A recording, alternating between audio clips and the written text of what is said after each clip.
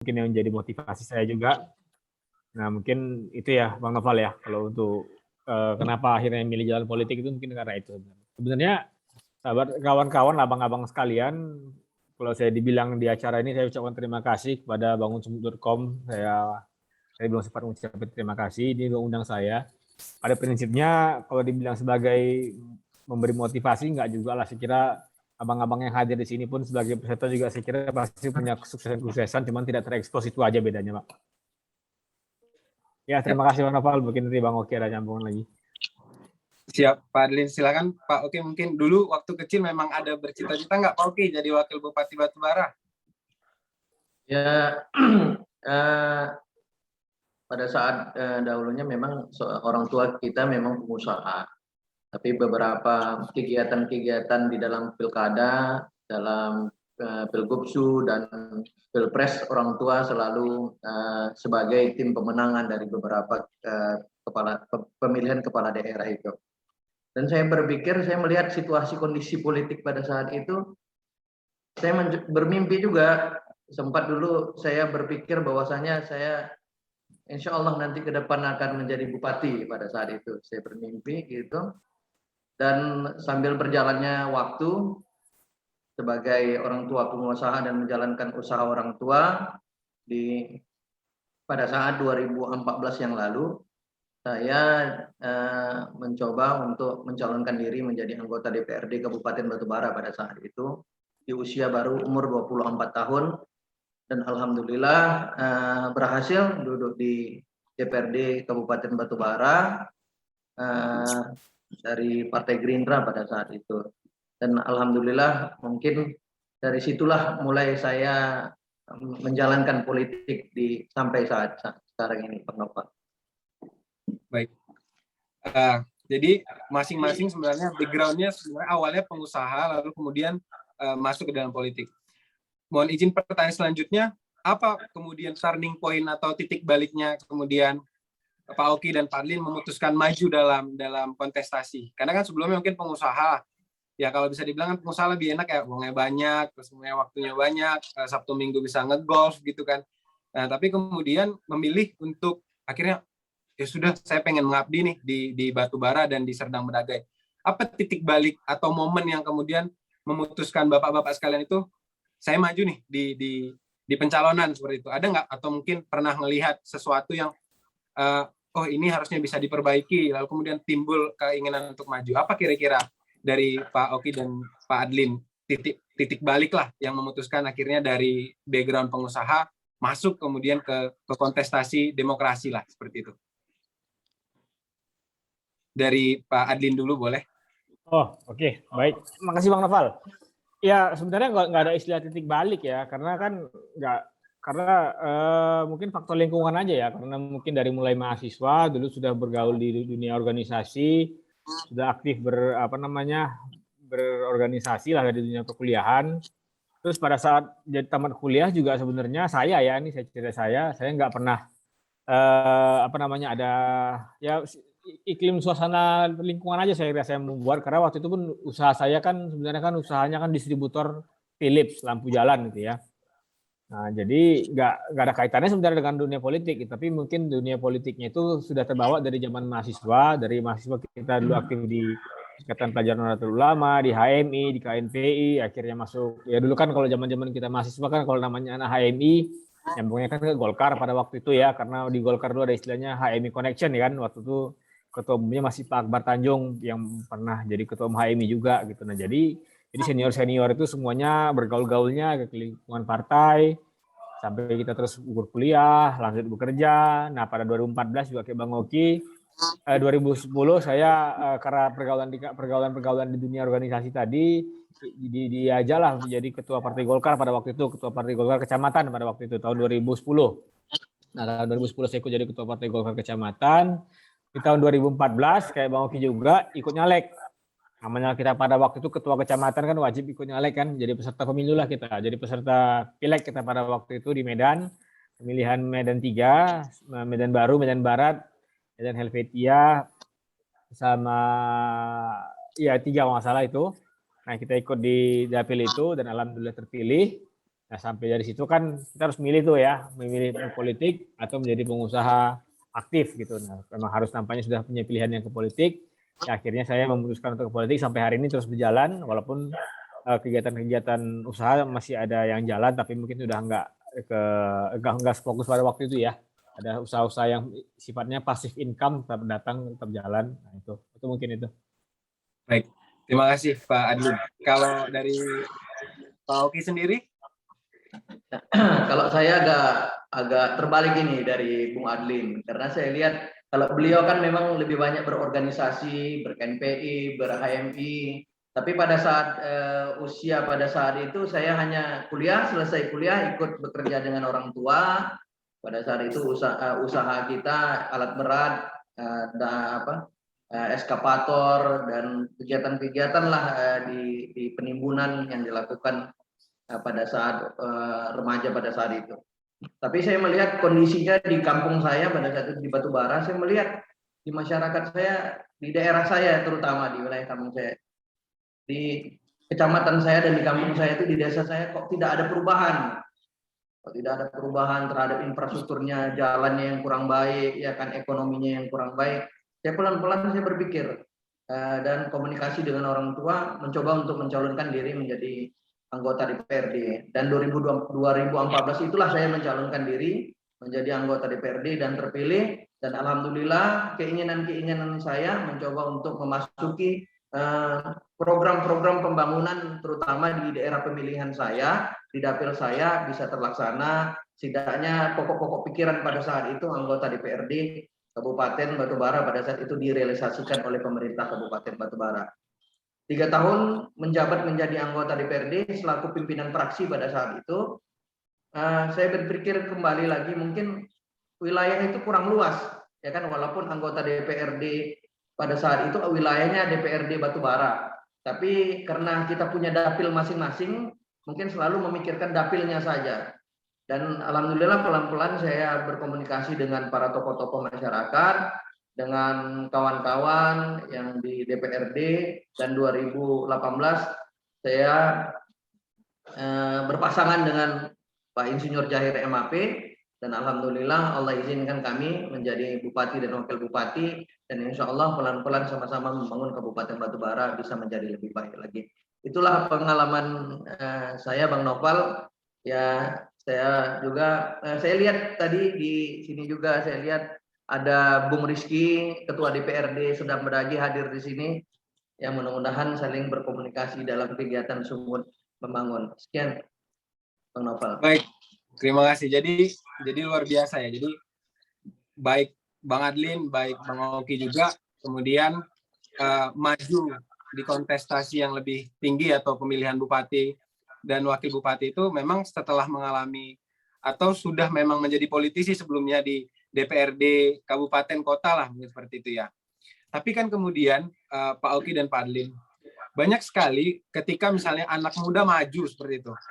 Pasti ada saja orang-orang yang kemudian anak muda belum banyak pengalamannya seperti itu ya.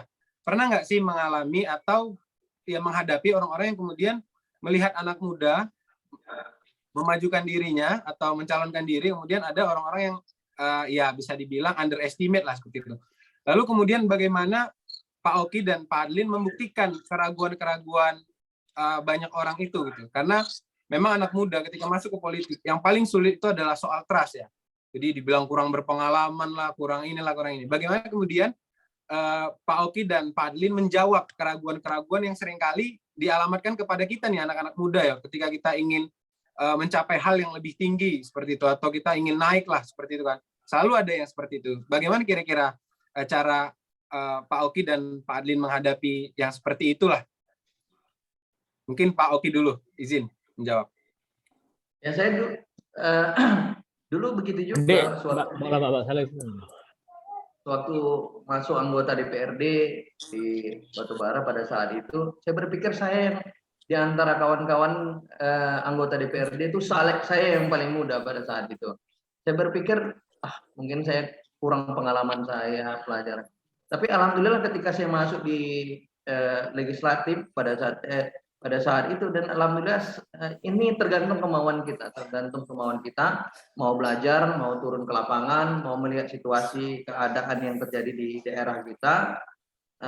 Dan ketika menjabat menjadi wakil bupati, saya berpikir ini bukan persoalan tua mudanya, tapi kedewasaan kita berpikir, ya kan, bagaimana tujuan dan keinginan kita untuk membangun daerah masing-masing bisa terfokus di satu tujuan yang sama, bukan bukan terpecah-pecah atau memikirkan hanya keuntungan pribadi kita masing-masing saja, tapi memberikan mendapatkan saran dan masukan juga dari orang-orang tua kita, para pemuda-pemuda yang ada di daerah kita masing-masing, dan pengalaman-pengalaman orang-orang tua kita selama masuk di pemerintahan, ya kan, orang-orang terdahulu seperti bupati-bupati yang lama, seperti wakil bupati yang lama, kepala dinas yang mungkin sudah pensiun, yang lalu-lalu kita berkomunikasi dengan beliau, mendapatkan masukan dan saran untuk membangun daerah itu.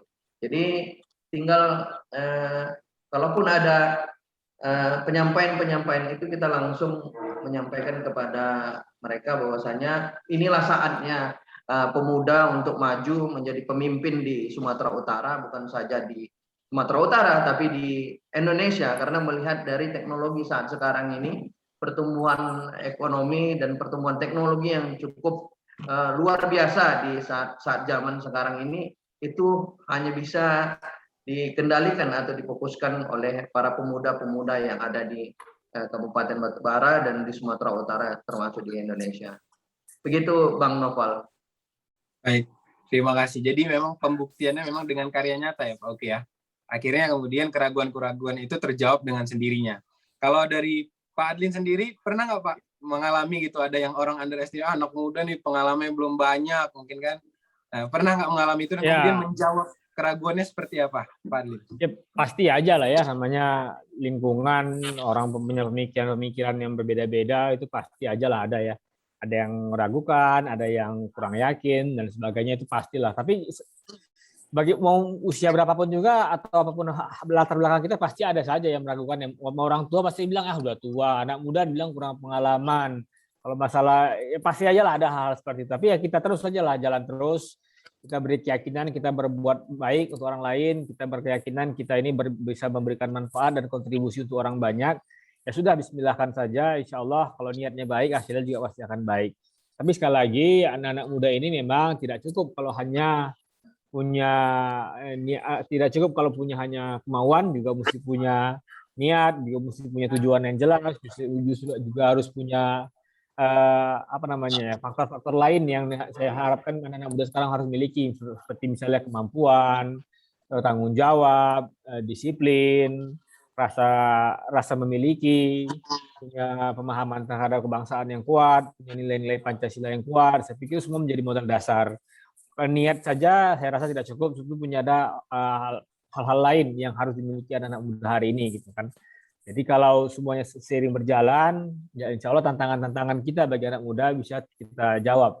Kalau yang meragukan itu pasti Bang, baik itu orang tua sekalipun, mohon maafnya saya kira seorang yang sudah berpengalaman sekalipun juga kalau dibilang ini pasti begini, pasti saja ada. Tapi ya sudah, kita tetap jalan terus, kita tetap istiqomah, kita tetap punya nawaitu yang baik, ya insya Allah Allah akan bukakan jalan untuk kita. Tapi yang penting adalah bagaimana ikhtiar kita untuk mewujudkan cita-cita kita, untuk bisa bagaimana kita bermanfaat dan berguna untuk orang banyak. Mungkin itu Bang. Baik. Jadi luar biasa ya. Jadi dari dua ini ada sebuah benang merah sebenarnya teman-teman. Jadi sebagai anak muda, jika ingin berkontestasi dalam politik, ataupun sebenarnya tidak harus dalam politik ya, ketika teman-teman ingin berkarya, membuat yang terbaik untuk masyarakat, pertama mungkin dari Pak Oki tadi adalah belajarlah dari para senior yang sudah pernah mengalami seperti itu. Jadi kita tahu pengalaman itu berharga ya, karena kan kita selalu dengar ya bahwa ya pengalaman jauh lebih berharga dibandingkan mungkin ilmu gitu kan. Karena kalau teori oke lah, semua orang bisa bicara teori, tapi nggak semua orang pernah mengalami atau pengalaman seperti itu. Lalu kemudian dilengkapi dengan statement dari Pak Adlin tadi, bahwa anak muda kalau cuma mimpi, saya pengen jadi gubernur, saya pengen jadi wali kota, tapi kemudian tidak mengisi diri, tidak meningkatkan kapabilitas diri, Ya, tidak bisa juga gitu kalau cuma niat-niat aja. Kemudian kita harus punya intelektualitas, kita punya integritas. Tadi Pak Adin juga sebutkan soal wawasan kebangsaan yang kemudian seringkali ya kita tahulah hari ini wawasan kebangsaan anak-anak muda itu cenderung menurun ya Pak Adlin ya. Nah makanya teman-teman ataupun peserta diskusi hari ini, jadi saling mengisi nih pendapatnya dari Pak Oki dan Pak Adlin. Jadi belajar dari pengalaman orang-orang yang sudah tua atau sudah berpengalaman, karena pengalaman nggak cuma punya orang tua ya, anak muda pun banyak yang punya pengalaman banyak, yang kemudian isi diri dengan nilai-nilai yang baik seperti itu, baik intelektualitas maupun nilai-nilai kebangsaan seperti itu, tanggung jawab, manajemen waktu, kemudian karena menjadi pemimpin tidak semudah hanya berdasarkan niat saja. Dan baik Pak Oki dan Pak Adlin tadi, yang penting niatnya adalah berbuat baik masyarakat, berkarya, terus kemudian rakyat merasakan dampak dari kehadiran anak-anak muda di pemerintahan. Terima kasih Pak Oki dan Pak Adlin. Nah mungkin udah serius ya dari tadi ya. Nah saya mau nanya ini Pak Adlin dan Pak Oki. Jadi masing-masing pemimpin itu kadang-kadang di luar kesibukannya tuh punya ini ya aktivitas-aktivitas yang mungkin tidak ada hubungannya dengan politik. Contoh Pak Presiden, beliau itu suka memelihara hewan ya kayak domba, ayam gitu kan di istana. Karena menurut beliau itu refreshing buat beliau, dan kemudian juga ya menghilangkan stres. Terus kemudian Pak Prabowo juga sama, beliau suka berkuda seperti itu kan. Karena menurut beliau itu melatih fokus dan lain-lain. Dan banyak sekali memang pemimpin-pemimpin kita yang punya aktivitas atau kesibukan atau hobi lah ya seperti itu yang mereka jalani di sela-sela aktivitas mereka. Nah kalau dari Pak Oki dan Pak Adlin kira-kira biasanya mengisi waktu luang misalnya di weekend itu apa Pak kira-kira aktivitasnya? Kalau dari Pak Adlin dulu mungkin. Oh iya, baik. Kalau saya memang harus kebiasaan saya dari mulai mahasiswa lah kita katakan, dari mulai sekolah lah, dari dulu memang selalu senangnya itu berolahraga. Nah, sampai hari ini juga terus masih berolahraga setiap pagi, mulai dari pagi setelah habis subuh biasanya saya selalu berjogging ya minimal dapat 5 kilo. Kalau bisa kayak hari Minggu kayak gini biasanya saya upayakan minimal 10 kilo hari. Nah, kalau kayak hari Sabtu, hari Minggu gini biasanya tuh di PON-nya ada Car Free Day atau di USU. Kalau setelah itu biasanya saya selalu ngabisin waktu sama anak-anak, sama keluarga, karena dari mulai hari Senin sampai hari Sabtu mereka ditinggal nih biasanya nih. Jadi kalau bisa lagi ada waktu kosong, saya selalu habiskan waktu sama anak-anak. Kebetulan anak saya yang besar umurnya sekarang udah 6 tahun, yang kecilnya udah 3 tahun. Jadi lagi enak-enaknya dibawa jalan-jalan biasanya. Nah, sekarang lagi itu sih, kalau Pak Jokowi suka kodok, Pak Prabowo suka kuda, saya kebetulan nggak gitu hobi binatang. Jadi banyak habisin waktunya ke hal-hal kayak gitulah sama keluarga, atau ya kumpul-kumpul keluarga, itulah sering-sering. Baik. Kalau dari Pak Oki sendiri? Sebetulnya nggak jauh sama Bung Adlin, karena kalau saya anak baru umur 7 tahun yang paling besar, nomor 2 5 tahun, ya kalau memang di hari Sabtu dan Minggu kalau memang tidak ada kegiatan, insya Allah meluangkan waktu untuk beliau, anak-anak kita. Dan ya kalaupun ada selingan ya saya ada ini beternak ayam. Di mana ini ketua? Musim undang juga kita ini di ternak ayam ketua nih. Untuk jadi musim undang juga kita nih. Mendapatkan ilmu ya kan, beternak ayam agar anak-anak muda bukan hanya berpikir untuk masuk PNS jadi honor ya kan di pemerintahan, tapi bagaimana bisa memberikan peluang-peluang usaha bagi mereka. Tapi sebelum mereka jadi pengusaha, kita dulu memikirkan bagaimana strateginya untuk keperluan-keperluan bagi anak-anak muda yang ada di daerah-daerah. Ya, saya berpikir mencoba untuk mengolah peternakan di daerah saya. Saya mencoba memberikan nanti ketika ternak ini bagus, kita akan coba memberikan bantuan kepada mereka, bibitnya seumpamanya 100 ekor ayam dikelola beberapa anak-anak muda dan mendapatkan hasilnya, ataukah dia telur atau pedaging, ya itulah nanti kita akan memberikan solusi usaha bagi mereka untuk menjadi pengusaha hebat di daerahnya masing-masing. Nah, itulah yang saya mencoba mencari solusi bagi anak-anak muda di Kabupaten Batubara agar bisa menjadi pengusaha, bukan pengusaha tapi UMKM kecil, bertani, ya kan, bertani buah-buahan, ya kan, bahwasanya di daerah kita ini kan menjadi kawasan strategis nasional. Di sini sudah ada pelabuhan Kuala Tanjung, sudah ada transaksi antara Kuala Tanjung dan Port Klang di Malaysia, sudah ada terjadi penjualan di sini pengiriman sayur-sayuran, buah-buahan, peternakan melalui pelabuhan Kuala Tanjung. Jadi langsung kirim ke luar negeri. Inilah yang saya luangkan waktu bagi keluarga dan kawan-kawan anak-anak muda di Kabupaten Batubara, kalau berkumpul dengan mereka bukan hanya dengan anak-anak klub-klub motor juga, saya coba bersama-sama dengan mereka memberikan pemahaman terhadap di pemerintahan dan usaha-usaha yang ada yang bisa dilakukan mereka, Bang Noval. Baik, terima kasih Pak Oki. Jadi sebenarnya dari dua statement Pak Adlin dan Pak Oki ini, Bangun Sumut sebenarnya sedang mencuri waktu bersama keluarga Pak Adlin dan Pak Oki nih hari ini berarti ya. Enggak lah, kan Zoom aja kok. Ya, tapi menarik juga ya bahwa kemudian ternyata Pak Oki hobi juga beternak. Jadi tadi kata Pak Adlin di mana nih ternaknya. Jadi kalau misalnya udah mau panen bisa lah kita jalan-jalan nanti. Apalagi ada buah juga tadi. Enggak, kalau dipanen diantar aja nanti nih. Oh, siap. Tunggu ya. Antar aja. Masih PPKM di Batubara? Oke, tidak ya? Masih di level 2 sekarang. Level 2 ya. Pak Adlin juga sama level 2 ya? Sama, alhamdulillah kita udah turun ke level 2 kemarin. Ya. Terima kasih juga nih pada para pemimpin daerah ya yang sudah struggle luar biasa menurunkan tingkat positif COVID kita hari ini di bawah 100 sudah Sumatera Utara. Jadi kalau saya tidak salah ya, atau di Medan ya seperti itu. Jadi sudah mulai agak bisa leluasa lah ya. Kalau saya tuh kalau weekend pulang ke Medan tuh sudah bisa lah. Kalau PPKM level 4 dulu ya di Serdang Bedagai aja kalau hari Sabtu Minggu gitu kan. Sekarang sudah bisa balik seperti itu. Oke, bicara soal visi dan branding daerah nih Pak Adlin dan Pak Oki. Jadi tadi kan sebenarnya dari Pak Adlin sudah menyampaikan ya. Jadi kalau bicara Sergei, pariwisata, perkebunan pertanian, sejarah dan budaya. Nah, Pak Oki juga sudah menyinggung sedikit tentang kawasan strategis nasional, juga Batubara itu letaknya strategis. Kira-kira ke depan dari Pak Adlin dan Pak Oki, branding daerah yang seperti apa yang kemudian ingin dikembangkan? Lalu misalnya kalau Jogja kan lebih ke budaya ya, ke keratonnya. Terus kemudian kalau di Bali tentu tentang wisatanya, seperti itu kan branding daerahnya gitu kan.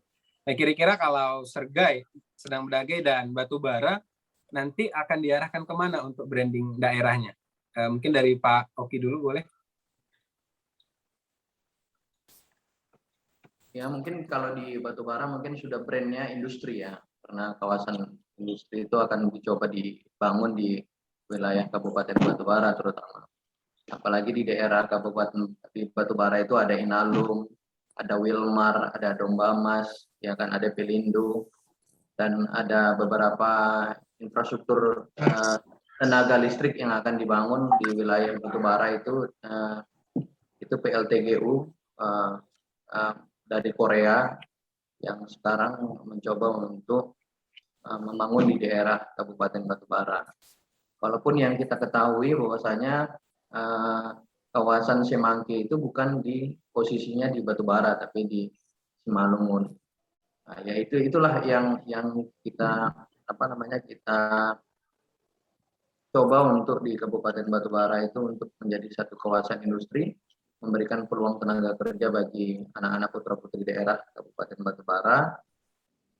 Yang kedua juga mungkin saya mencoba di Kabupaten Batubara juga membangun akhlak bagi anak-anak putra-putri daerah Batubara, kami bersama dengan Pak Bupati membangun dan berkomunikasi kepada para alim ulama, para tahfiz, para penghafal-penghafal Quran untuk membuka setiap satu desa satu tahfiz, ya kan?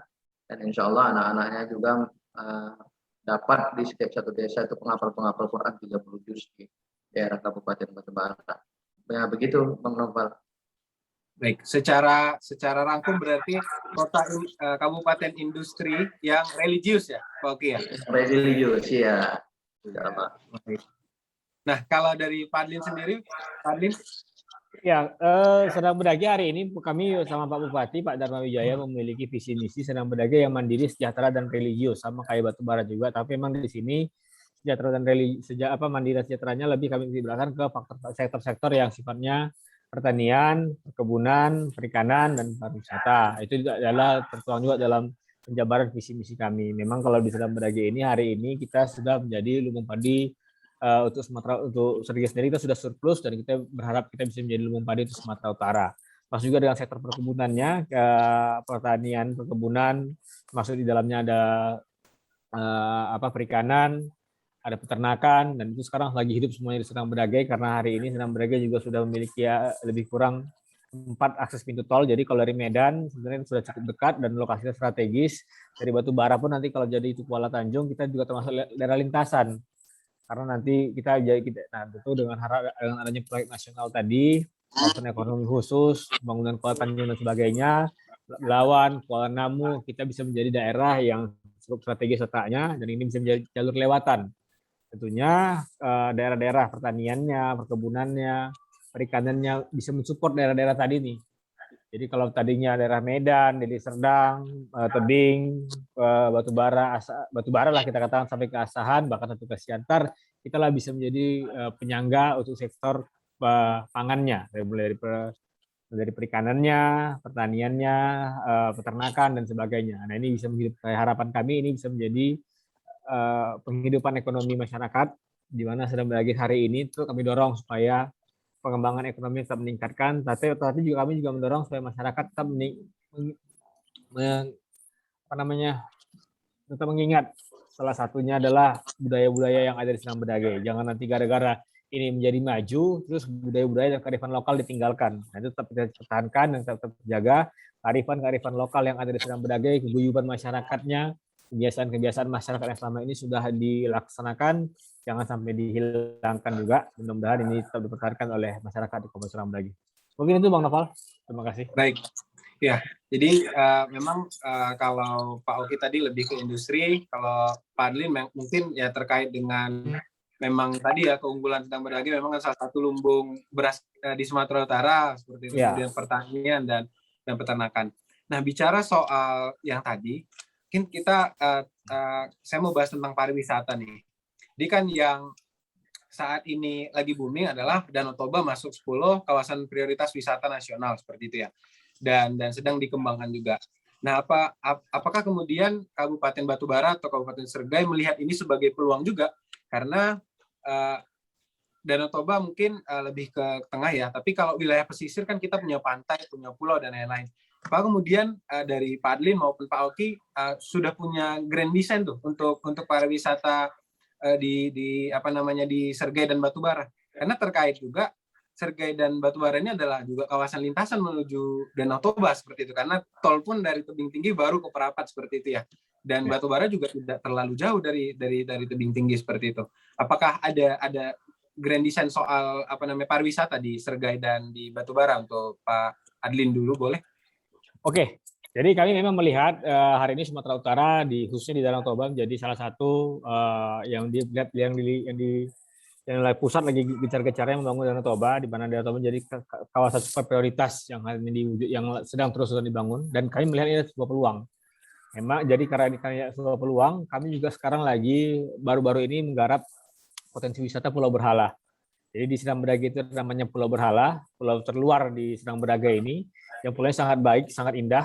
Ada penangkaran penyu di situ, ada mercusuar, bisa snorkeling, ikan-ikannya bagus, ada bisa mancing juga. Dan ini sekarang lagi kami coba kembangkan, Pak. Jadi mungkin Danau Toba tadi sudah berjalan, tapi alternatifnya adalah mungkin orang-orang dari luar Sumatera Utara, orang-orang yang ada di Jakarta misalnya, atau orang-orang yang mau melihat Sumatera Utara secara menyeluruh, bisa ke Sedang Bedage dengan melihat Pulau Berhala, dan kami juga sering berupaya mengembangkan wisata seperti wisata sawah, wisata pertanian, wisata perkebunan, wisata peternakan, yang kami anggap juga sebenarnya Sedang Bedage ini tidak hanya tidak, artinya sektor pertanian, perkebunan, peternakan, perikanan tadi tidak hanya sekedar sektor pangannya saja yang dikejar, tapi itu ada nilai-nilai tambah untuk nilai-nilai pariwisata masyarakat. Misalnya, contohkan orang-orang dari Medan nih, misalnya kepengen lihat gimana sih sebenarnya bersawah. Nah, Sedang Bedage akan memberikan opsi.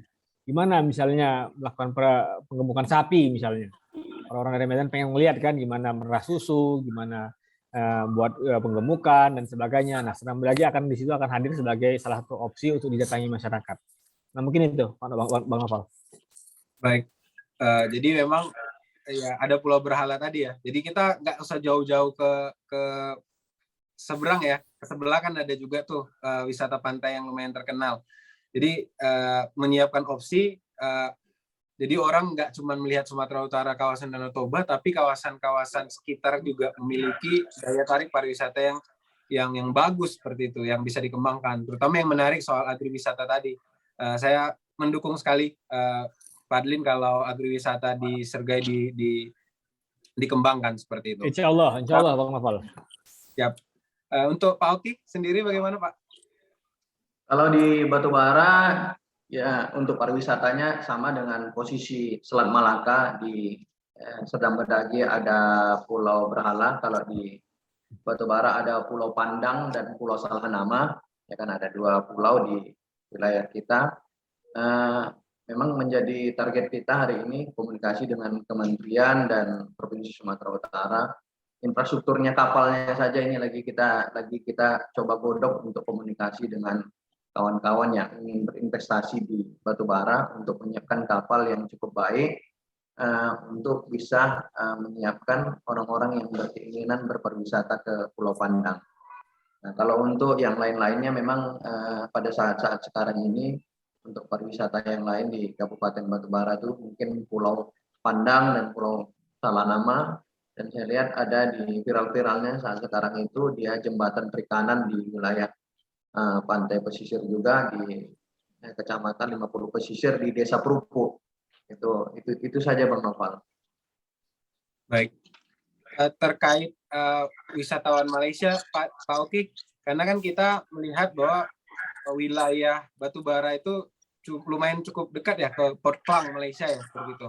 Apakah sudah ada rencana pengaktifan kembali mungkin penyeberangan, walaupun hari ini memang kita belum bisa ke sana ya terkait dengan pandemi gitu kan. Tapi kan kemudian pasar pariwisata Malaysia itu juga salah satu yang luar biasa besar Pak Oki, karena salah satu wisatawan yang paling banyak mengunjungi Indonesia ya wisatawan dari Malaysia seperti itu kan. Apakah sudah ada rencana juga Pak Oki terkait dengan penyeberangan? Kalau yang kami tahu, karena saya kebetulan pernah di Dumai juga kan, kalau Dumai Malaka itu juga lumayan dekat ya Pak Oki ya. Itu juga disediakan sebelum pandemi itu ada tuh ya, setiap sehari sekali atau sekali 2 kali gitu untuk nyebrang ke Malaka gitu. Dan sama orang Malaka pun bisa ke Dumai dengan waktu kurang lebih 1 jam atau 1,5 jam. Gitu. Kira-kira apakah Batubara juga ada planning Pak Oki untuk mengaktifkan kembali? Ya, insya Allah. Dulunya memang sudah ada kegiatan antara masyarakat Indonesia menuju Selat Melaka melalui pelabuhan BOM Tanjung Tiram di wilayah Tanjung Tiram. Tapi karena kondisinya terjadi pendangkalan sungai di wilayah Tanjung Tiram, atau kalau orang biasa kampung bilang kasat dia, sakat ya, sakat. Jadi kapal itu tidak bisa mendarat ke pelabuhan Tanjung Tiram. Dulu sudah pernah dilaksanakan. Tapi hari ini kami berkomunikasi dengan Pelindo karena ada beberapa wilayah di wilayah Kuala Tanjung akan adanya reklamasi. Jadi ketika terjadinya reklamasi, kita meminta kepada perusahaan-perusahaan, pengusaha-pengusaha untuk mencoba menggali atau mereklamasi wilayah sungai-sungai yang sudah dangkal, yang langsung bisa para nelayan bisa langsung tidak menunggu waktu jadwal pasang naik turun baru bisa menyeberang. Jadi kalau seumpamanya ini sudah terjadi, insya Allah ke depannya kita akan membuat kegiatan kembali lagi seperti yang lalu untuk penyeberangan dari Pelabuhan Bom Tanjung Tiram menuju Port Klang. Baik, kita tunggu progresnya Pak Oki. Semoga kita bisa jalan-jalan ke Malaysia dari Tanjung Tiram ya, seperti itu ya. Baik, nah bercerita tentang hari ini Pak Oki dan Pak Adlin, kita tahu bahwa hari ini kita sudah memasuki masa revolusi 4.0 ya, 4.0. Di mana kemudian teknologi menjadi sangat cepat, perubahannya tadi sudah dibahas sama Pak Adlin di awal ya, bahwa teknologi bergerak sangat cepat, kemudian perubahan juga terjadi sangat cepat. Dan hari ini teknologi bukan hanya digunakan untuk kepentingan pribadi saja, misalnya mau media sosial dan lain-lain, tapi kemudian mulai digunakan sebagai alat ya bagi pemerintah untuk memperbaiki pelayanan publik. Kalau contohnya misalnya di Jakarta tuh ada Jack Lapor gitu ya. Terus kemudian dulu di Sulawesi Selatan itu di Kabupaten Bantaeng itu Pak Profesor Nurdin Abdullah tuh pernah buat semacam 911-nya ya. Jadi ketika orang butuh, tapi ambulan. Jadi kalau misalnya orang butuh ambulan, dia install aplikasi dalam waktu berapa menit ambulan pemerintah itu hadir gitu di tempat seperti itu. Nah kira-kira dari Pak Adlin dan Pak Oki, bagaimana memaknai revolusi atau industri 4.0 sekarang ke dalam program-program pelayanan publik di daerah bapak-bapak sekalian? Apakah sudah ada rencana atau bahkan sudah ada aplikasi yang seperti itu gitu? Dari Pak Oki dulu boleh? Ya, di Batubara juga sudah ada pelaksanaan kegiatan-kegiatan pendataan melalui aplikasi terhadap pendataan penduduk, yaitu pendataan masyarakat terhadap bantuan BLT, Kartu Indonesia Sehat, pada itu KIP, Kartu Indonesia Pintar, dan alhamdulillah dengan teknologi yang cukup baik ini, akhirnya pendataan itu lebih maksimal, lebih memahami, tidak seperti terjadi tumpang tindih terhadap masyarakat di daerah kita. Karena dulunya mungkin bantuan-bantuan yang kita salurkan kepada masyarakat itu mungkin dengan satu nama, dengan nama yang sama, dua atau tiga orang yang ada di desanya, di daerahnya. Tapi dengan pendataan yang lebih baik lagi, dengan sistem-sistem aplikasi yang terbaru sekarang, dengan kecanggihan sekarang, alhamdulillah dengan adanya seperti itu, pendataan di daerah kita bisa menjadi lebih baik lagi, terutama terhadap web yang kita siapkan terhadap orang yang ingin mengetahui Kabupaten Batubara, pariwisata Batubara, wilayah Batubara, ya kan, berapa luas dan siapa bupati dan wakil bupatinya di daerah kita. Itu mengapa. Baik. Kalau untuk aplikasi yang dibuat khusus oleh pemerintah seperti yang tadi saya sebutkan, ada rencana juga Pak Oki. Jadi misalnya orang misalnya mau lapor sesuatu, misalnya Pak ada jembatan putus tuh melalui via aplikasi, lalu kemudian dia bisa tracking gitu apa yang dia sampaikan itu sudah sejauh mana progresnya, misalnya gitu. Ada juga nggak Pak Oki kira-kira ke arah sana? Kalau ya, pasti kita maunya ke arah sana, tapi kalau yang seperti Mang Novel sampaikan itu belum kita siapin memang. Tapi rencana kita insya Allah kita akan realisasikan titik wilayahnya di mana, ya kan, mungkin masukan-masukan dari masyarakat di daerah-daerahnya terhadap pembangunan yang saat sekarang ini kita realisasikan. Kebanyakan saat sekarang ini mungkin masyarakat lebih memberitahukan kepada kita melalui media sosial, Facebook, Instagram, bahwasanya di masyarakatnya infrastrukturnya kurang baik, adanya masyarakat yang sampai saat sekarang ini rumahnya kumuh, belum terbantu oleh masyarakat, belum dapat bantuan dari pemerintah, ya kan. Saat sekarang ini mungkin lebih banyak memberitahukan kepada lewat media sosial, Instagram dan Facebook, gitu Pak. Baik. Jadi kemudian perkembangan teknologi juga memudahkan Pak Oki ya untuk mendengar keluh kesah masyarakat ya, berarti ya Pak Oki ya. Ya. Dan masyarakat lebih mengetahui apa kegiatan yang dilakukan oleh kepala daerah dan wakil kepala daerahnya. Seperti Bang Adlin yang selalu meninjau infrastruktur yang dibangun saat sekarang ini di Serdang Bedage, ya kan. Jangankan masyarakat, tapi kita selalu memantaunya juga ini, ya kan. Bersepeda bareng meninjau pembangunan melihat infrastruktur, karena saya yakin kalau infrastrukturnya baik, ekonominya baik, ya kan, sekolahnya baik, pendidikannya baik, ekonominya baik, insya Allah kesehatannya juga baik. Karena kalau semua main jalannya berlobang-lobang agak sakit pinggang nampaknya ya Bang Adlin ya. Tapi alhamdulillah nampaknya licin sudah jalan di Serdang Badage ini di bawah kepemimpinan Pak Uli dan Pak Adlin. Amin.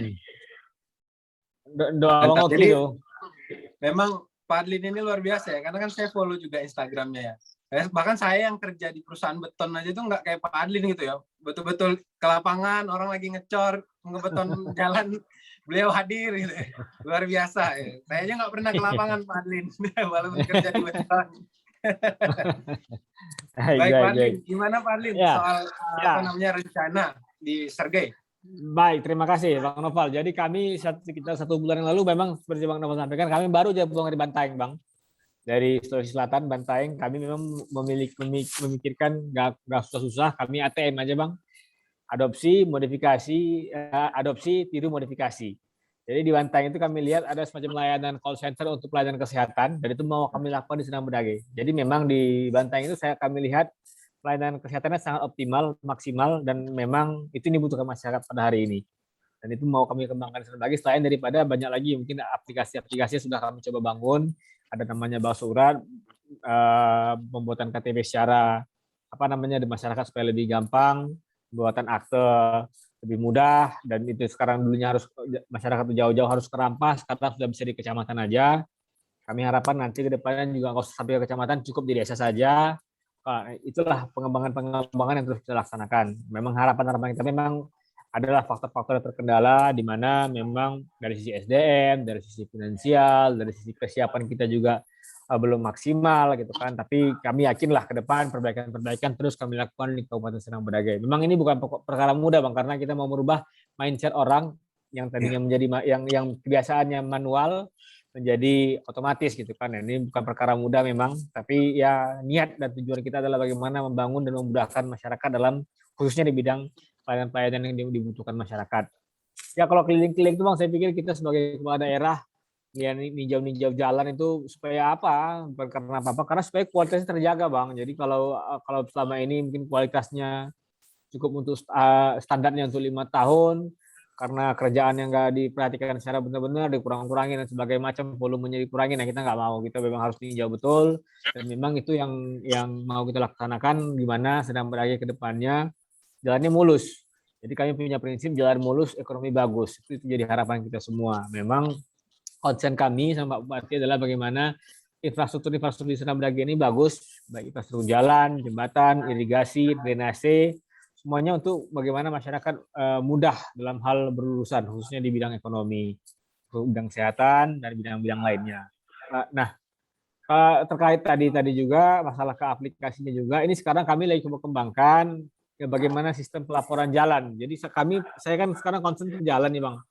Jadi nanti saya masih dalam tahap penjajakan, lagi komunikasi lah dengan pembuat aplikasi, di mana nanti masyarakat bisa ngelapor, Pak di jalan ini, di dusun ini, kecamatan desa ini, kecamatan ini jalannya rusak. Nah, dia bisa langsung lapor ke saya gitu, Bang. Itu mau kita coba kembangkan aplikasinya. Nah, jadi ya saya maksudnya jadi kita ruas-ruas jalan yang ada di Serdang Badage ini semua terdata, mana jalan desa, mana jalan kabupaten, mana jalan provinsi, dan mana jalan negara, itu mau kita data sekarang, data ulang lagi semuanya. Jadi kita tahu nih, jadi misalnya kan sekarang masyarakat ini susahnya kan begini Bang, jalan itu jalan negara, misalnya itu jalan provinsi, tapi karena lokasinya di Serdang Badage itu disalahkan kita gitu. Jadi sambil di aplikasi itu kita bisa ngelihat ini jalan siapa sebenarnya. Jadi kita mau terbuka aja kan, maunya secara transparan, secara jelas, gamblang ternampak di situ bahwasanya kondisi jalan Serdang Badage misal sudah 80% baik, di mana datanya adalah ini. Nah, itu kita mau coba tampilkan. Nah, itu memang pengembangan dari apa namanya sekarang sistem global ini siap nggak siap, mau nggak mau kita sudah masuk ke sana. Jadi kita juga harus paksa ASN kita, pelayan-pelayan publik kita di Serdang Badage tadi supaya lebih mudah. Yang terakhir masalah vaksinasi juga begitu. Jadi kita coba kembangkan vaksinasi tadi di Serdang Badage ini kan kita kan mau kejar nih supaya bagaimana kita mendapatkan herd immunity. Herd immunity di Serdang Badage itu kira-kira kita harus memvaksin kira-kira 500 orang. Nah sekarang kita mau coba data dari masyarakat penduduk di Serdang Badage tadi yang kira-kira ada 600 ribuan orang, di mana-mana yang sudah vaksin, mana yang belum. Nah, itu juga kita sekarang mau lagi rekap supaya kita kalau perlu kita datangi door to door gitu. Kenapa nggak divaksin, kenapa belum, apa alasannya. Nah itu juga supaya bagaimana kita bersama-sama bisa mempermudah masalah vaksinasi, dan harapan kita sedang berlagi bisa menjadi level 1 dan sedang berlagi dan Sumatera Utara secara umum bisa keluar dari pandemi ini dan ini bisa berakhir menjadi endemi. Mungkin itu Bang Noval. Baik. Luar biasa ya Pak Adlin, kalau misalnya aplikasi yang dibantai berhasil diaplikasikan di Sedang Berdagang, Ya.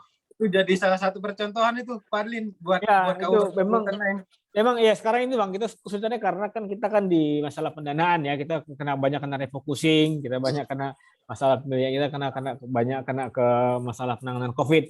Tapi nanti kalau ini sudah kembali normal, kita sudah tiru, kita sudah melihat, dan ini memang sangat baik Bang, di mana masyarakat itu tinggal gampang aja melapor, dia butuh bulan, 6 bulan datang, dia butuh dokter apa, dia butuh kemana, semuanya terlayani dengan sangat baik. Baik, jadi kita berdoa teman-teman dan juga mendukung ya, semoga aplikasi itu bisa terlaksana menjadi Amin. Contohan Pak itu Pak Adlin kalau sukses gitu ya. Jadi ibu-ibu mau melahirkan tuh dia pakai aplikasi, bidan bisa datang dalam waktu kurang dari berapa menit. Iya, gitu. Jadi itu dia. Luar biasa. Luar biasa. Kami support lah Pak Adlin untuk program-program terkait. Mudah-mudahan. Lalu kemudian bicara soal industri 4.0 ini juga erat kaitannya dengan hadirnya ekosistem startup ya di daerah. Nah, saat ini di Indonesia hanya Jakarta yang masuk 50 besar wilayah yang memiliki ekosistem terbaik di dunia. Soal ekosistem startup tadi. Bandung masih 300-an, Jogja 600-an, dan Semarang di angka 800-an. Nah, kira-kira Pak Adlin dan Pak Oki ada rencana nggak untuk meningkatkan atau berperan lah sebagai ekosistem builder untuk memantik inovasi teknologi dan partisipasi anak-anak muda di daerah gitu. Jadi untuk mengembangkan teknopreneur gitu. Kira-kira mungkin dari Pak Oki dulu boleh? Gimana? Ya. Baik. Jadi hari ini industri 4.0 itu memang erat kaitannya dengan ekosistem startup, Pak Oki. Startup. Jadi kemudian hari ini di Indonesia hanya Jakarta yang baru masuk 50 besar. Jadi daerah yang memiliki ekosistem startup yang baik. Terus kemudian data yang saya pegang itu Bandung masih di peringkat 300, Jogja 600, Semarang bahkan di peringkat 800.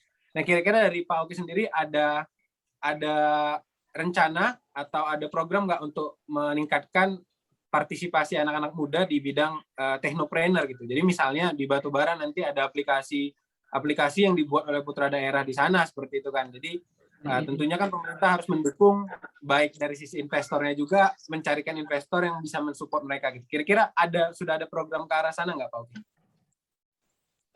Kalau itu memang kita programnya ke arah sana sudah pelan-pelan kita menjajahi anak putra daerah kita untuk mendukung dan mensupport mereka. Tapi memang pada saat ini kita lagi mencari dan berkomunikasi dengan mereka untuk bisa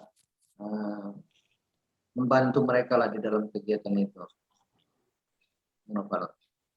Sudah ada yang terdata Pak? Maksudnya anak-anak daerah yang mungkin sedang mengembangkan aplikasi apa gitu di Batubara sudah ada yang terdata? Kira-kira Pak? Belum pada saat sekarang ini belum masih kita jajahi lah. Baik. Siap. Mudah-mudahan ke depan ada anak-anak muda Batubara ya Pak yang juga ikut di dalam perkembangan teknopreneur hari ini seperti itu. Kalau dari Pak Adlin sendiri Pak di Sedang Berdagang iklim yang tadi saya bilang yang tadi saya sampaikan tadi itu Bang, itu bagaimana ada aplikasi soal jalan, aplikasi soal kesehatan, aplikasi soal vaksinasi itu semuanya dilakukan oleh anak-anak Sedang Berdagang. Nah, jadi kita lagi dorong itu supaya mereka bisa berubah mindset-nya. Jadi kalau saya sering sampaikan kepada pelaku UMKM yang ada di Sergei, kalian harus berubah mindset. Kalian nggak cukup, mohon maaf ya, nggak cukup hanya sekedar terus menjual dodol, menjual keripik, menjual makanan yang sekarang ini pembelinya itu malah nggak ada gitu. Sekarang semua orang sudah concern kepada misalnya isu kesehatan. Orang takut gendut, takut gula, takut ini. Jadi memang harus merubah mindset lah. Jadi pola bersama saya harus kita rubah. Jadi jangan lagi kita berpikiran bagaimana kita membuat keripik, bikin keripik ubi, bikin yang gitu-gitu. Jadi harus bergeser ke industri 4.0 tadi Bang. Jadi emang ini bukan sangat sulit ini Bang, karena merubah mindset, merubah gaya pikir, merubah kebiasaan-kebiasaan, ini nggak mudah, tapi mau nggak mau, siap nggak siap, seperti saya sampaikan tadi, ini sudah menjadi apa namanya, sudah semacam menjadi kewajiban ya, kita harus akan mengarah terus ke sana. Siap nggak mau, kita pasti harus mengarah ke sana. Dan bagaimana sekarang pelaku usaha yang ada di Serdang Bedagai tadi sudah harus masuk era digital. Nggak bisa lagi kita sekarang berpedoman pakai cara-cara lama, ya kan? Ya kita harus mengarah ke digitalisasi lah semuanya. Ya, saya pikir apalagi sekarang lagi pandemi begini kan, suasana yang menggunakan metode-metode digital ini sangat-sangat terasa pada kita hari ini. Jadi kita sekarang di Serdang Bedagai terus mendorong, kita terus mengupayakan, kita terus memotivasi pelaku usaha untuk memasuki digitalisasi untuk pengembangan produk-produk ekonominya, Bang. Mungkin itu, Bang. Pak Adlin, yang Ya mengembangkan dibantu dengan orang-orang Jakarta dan orang Medan. Dibantu. Saya nggak bilang semuanya orang, saya juga meminta konsultan dari Jakarta dan dari Medan. Itu kebetulan teman-teman kita sekolah dulu, ya kan. Sekarang mereka banyak bergerak di bidang konsultan, ya kita bisa bantu mereka. Ya, tapi memang makanya sekali lagi Bang, kita nggak boleh malu ya, kita ketinggalan dengan kawan-kawan yang dari Jakarta yang mungkin yang ada di Medan. Ya kita minta guidance lah dari mereka. Jangan, kalau namanya belajar, saya kira nggak ada masalah malu lah ya, walaupun kalau kita nyari ilmu kan, kita di guidance, kita diarahin, kita dibantu, dipandu. Ya mereka konsultan lah Bang. Betul, karena bisa jadi proses transfer ilmu juga. Ya, itu dia, transfer ilmu, transfer semangat, transfer knowledge kan, itu yang paling penting kan. Nggak cukup kita hanya sekedar membaca buku textbook terus kita lakukan, nggak bisa. Betul. Pasti ada metode-metode, ada poin-poin lain kan. Misalnya dia di kuliah ini udah bahas nih, kan nggak cukup tuh dengan apa ilmu perkuliahan aja kan, mesti ada prakteknya juga, mesti belajar dengan orang yang berpengalaman juga. Nah itu yang sekarang kita memang mau ya, kita bisa bantulah ke kawan-kawan kita yang ada di luar Serdang Bedagai. Baik.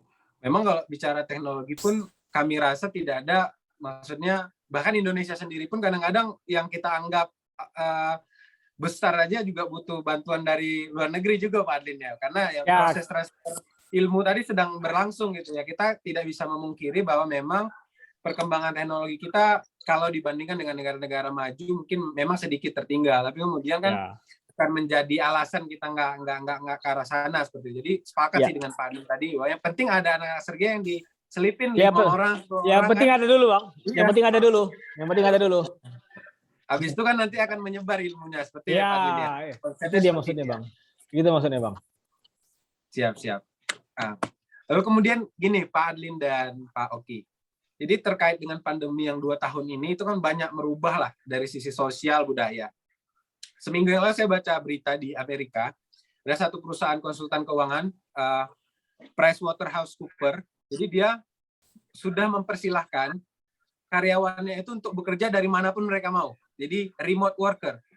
Nah, bagaimana kemudian Pak Adlin, Pak Oki itu melihat ini sebagai satu peluang juga ya. Jadi misalnya orang-orang Sergei yang misalnya terdampak pandemi, yang kemudian kantornya punya program work from home, kemudian akhirnya balik ke Sergei, ya pasti tentunya ketika balik ke Batubara atau Sergei, mereka pasti spending money di sini kan. Nah tentunya kan juga menggerakkan ekonomi seperti itu kan. Nah apakah kemudian dari Pak Oki dan Pak Adlin melihat itu juga sebagai peluang ya? Karena banyak juga perusahaan-perusahaan Jakarta sekarang, di Jakarta hari ini, bahkan kami pun sekarang juga sebagian besar itu memang work from home.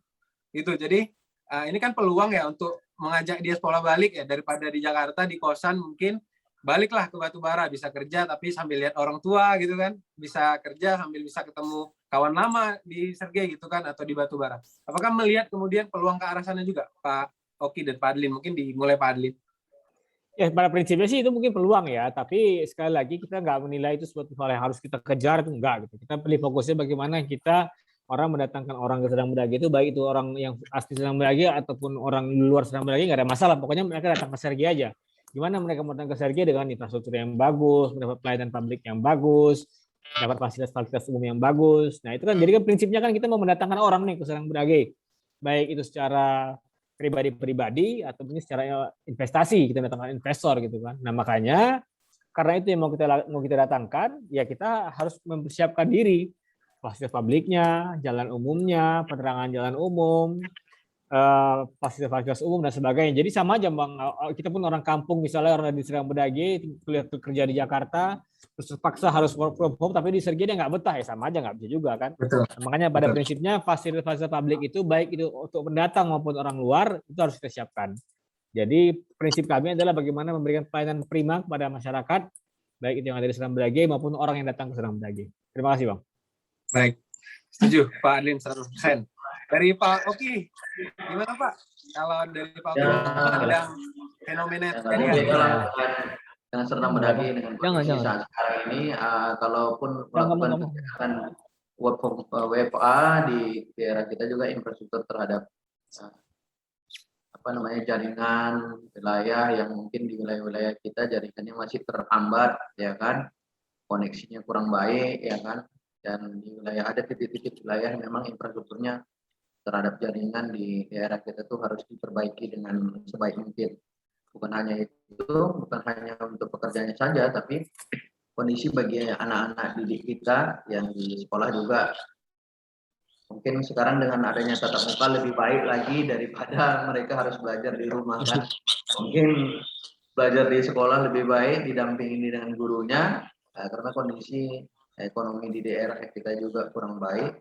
Tapi persoalan tenaga kerja juga saya sepakatnya memang kita belum bisa mengikuti di Amerika, karena di Amerika juga kerjanya Senin, Selasa, Rabu, Kamis, Jumat, Sabtu dia sudah libur kan. Itulah bedanya dengan Indonesia. Apalagi bukan klub Indonesia, tapi kita kan wilayahnya wilayah tersudut atau wilayah kabupaten di daerah Indonesia ini. Begitu Bang Nopal. Baik. Jadi pada prinsipnya baik Pak Oki dan Pak Adlin ya benahi infrastrukturnya supaya orang nyaman lah ya di Batubara maupun di Sergi. Jadi nggak harus ngincar orang-orang remote worker tadi pun ya siapapun yang datang ke Sergi maupun Batubara merasa nyaman ketika semua infrastrukturnya dipersiapkan sebaik mungkin. Berarti itu pada prinsipnya Pak Adlin dan Pak Oki. Lalu ini kita masuk ke budaya ya Pak Adlin dan Pak Oki. Jadi mungkin tadi sudah disampaikan juga sama Pak Adlin ya bahwa Serdang Bedagai sendiri berasal dari dua kesultanan besar ya. Jadi ada Kesultanan Serdang yang berpusat di Perbaungan dan ada Kerajaan Bedagai yang sebenarnya masuk wilayah Kesultanan Delhi yang berpusat di Tanjung Beringin seperti itu ya Pak Adlin ya. Terus kemudian Pak Oki sendiri pun Batubara adalah wilayah kedatukan-kedatukan ya Pak Oki ya, dari 9 kedatukan tanah datar kemudian 50 seperti itu ya, yang dulu juga sebenarnya bagian dari Kesultanan Asahan seperti itu ya. Nah, bagaimana kemudian Pak Adlin ada nggak kira-kira atau Pak Oki yang dilakukan yang terkait dengan seni dan budaya yang mungkin melibatkan anak-anak muda nih, karena sekali lagi seringkali anak-anak muda itu dengan perkembangan zaman sekarang gitu ya sudah di rumah dengan handphone miring itu main game, sehingga hal-hal yang sifatnya adat budaya itu kemudian mulai dilupakan seperti itu. Nah, program-program apa yang kemudian disiapkan untuk anak-anak muda itu mengingat kembali dan tahu jati dirinya, oh ini loh budayaku, oh inilah adat-adatku seperti itu kan. Nah, dari Pak Adlin dulu mungkin di Sergai seperti apa kemudian yang disiapkan? Ya, kita mulai dari contoh di setiap hari Jumat minggu kedua itu kita selalu menggunakan pakaian adat ya. Kita pakai teluk belanga kalau di Serdang Bedagai. Nah, itu salah satu bagian dari upaya kita untuk memperkenalkan adat-adat kita yang ada di Serdang Bedagai, di mana mayoritas orang adat Melayu lah kita besarkan di sana. Nah, jadi kita di Serdang Bedagai tadi juga memang mendorong nih terus pada tokoh-tokoh adat, tokoh-tokoh adat, tokoh-tokoh budaya gitu ya supaya di Serdang Bedagai agar terus menggiatkan kegiatan-kegiatan adatnya gitu. Misalnya kayak Kesultanan Serdang, Kerajaan Negeri Padang, misalnya kan Kesultanan Pangeran Bedagai, misalnya itu terus kita membangun komunikasi agar kebiasaan-kebiasaan kearifan-kearifan lokal yang ada di Serdang Bedagai tidak hilang. Nah, ini sebenarnya persoalan yang saya katakan masalah serius ya, karena kalau enggak memang sudah berisik sekali nih, siapa? Ada yang terbuka kali ini. Oke. Nah, Pak Rizky. Nah, jadi ya, siap dulu kali. Dr. Rizky ada ya Ketua DPR. Selamat siang Ketua.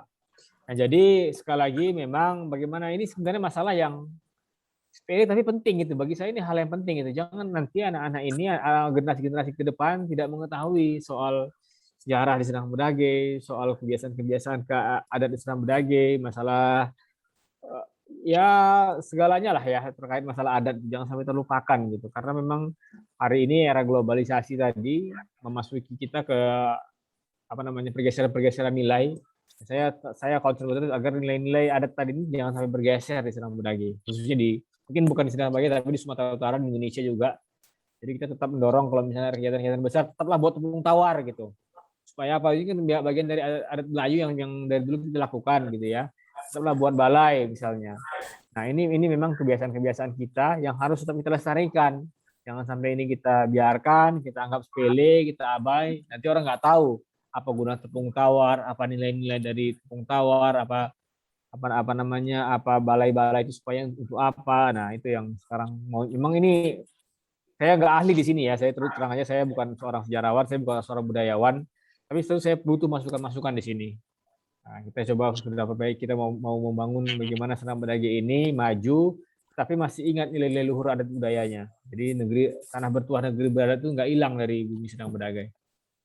Nah, jadi karena saya latar belakangnya orang teknik, jadi kan mungkin nilai-nilai kebiasaan-kebiasaan adat ini saya kurang memahami. Mungkin kalau Bang Nova ada teman, ada kawan yang paham soal nilai-nilai budaya luhur di Senang Bedage, bolehlah disinkronkan dengan kita supaya kita bisa bagaimana menjaga Senang Bedage ini supaya kebiasaan adat istiadatnya makin lestari gitu. Terima kasih Bang Nova. Baik, terima kasih Pak Adlin. Jadi memang budaya menjadi poin yang penting juga menurut Pak Adlin. Dan sebenarnya saya kenal Bang Adlin sendiri sebenarnya dari Sultan Delhi. Oh, main gitu. Jadi saya minta sana, tolong, ya saya minta tolong beliau untuk kemarin meminta Bang Adlin minta tolong lah ya untuk jadi pembicara hari ini sebenarnya. Oke. Mungkin kedepannya bisa kita agendakan lah Pak Adlin gitu ya. Apalagi kalau cocok. Tuanku balik ke sini, karena kadang-kadang hari Minggu juga saya sering juga sepeda sama datuk-datuk, termasuk Datuk Bedage juga kan gitu ya. Cocok. Jadi mungkin banyak hal yang mungkin bisa dilaksanakan lah di Bedage. Misalnya mau buat buku sejarah Senang Bedage, dijadikan buku bacaan wajib kan gitu. Karena mulok kan boleh ya, muatan lokal boleh ya dari lokal. Iya. Boleh.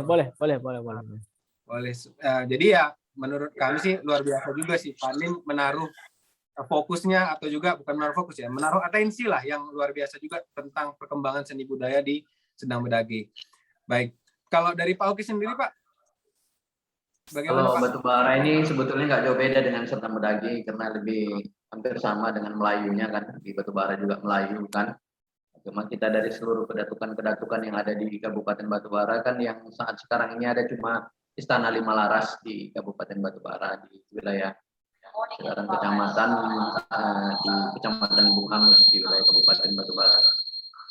Jadi ya kita harapkan juga kepada anak-anak muda zaman sekarang juga memang terhadap budaya-budaya daerah kita jangan pernah ditinggalkan, jangan pernah dilupakan. Banyak kegiatan-kegiatan mungkin seperti Bang Adlin sampaikan tadi, kalau di kegiatan-kegiatan pesta atau hal-hal budaya-budaya lain lah tentang pembuatan kue atau apa namanya, ada kue karas-karas sejarah yang lalu ya begitulah.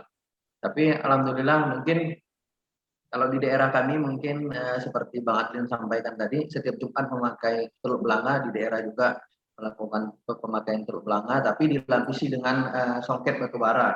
Jadi di batubara itu ada pengrajin songket di batubara dan pakai tengkuluk seperti ini. Di daerah kita tuh ada tengkuluk lah di daerah dipakai seperti ini. Nah gitu. Di setiap bulan dan insya Allah Mantap, ganteng ketua.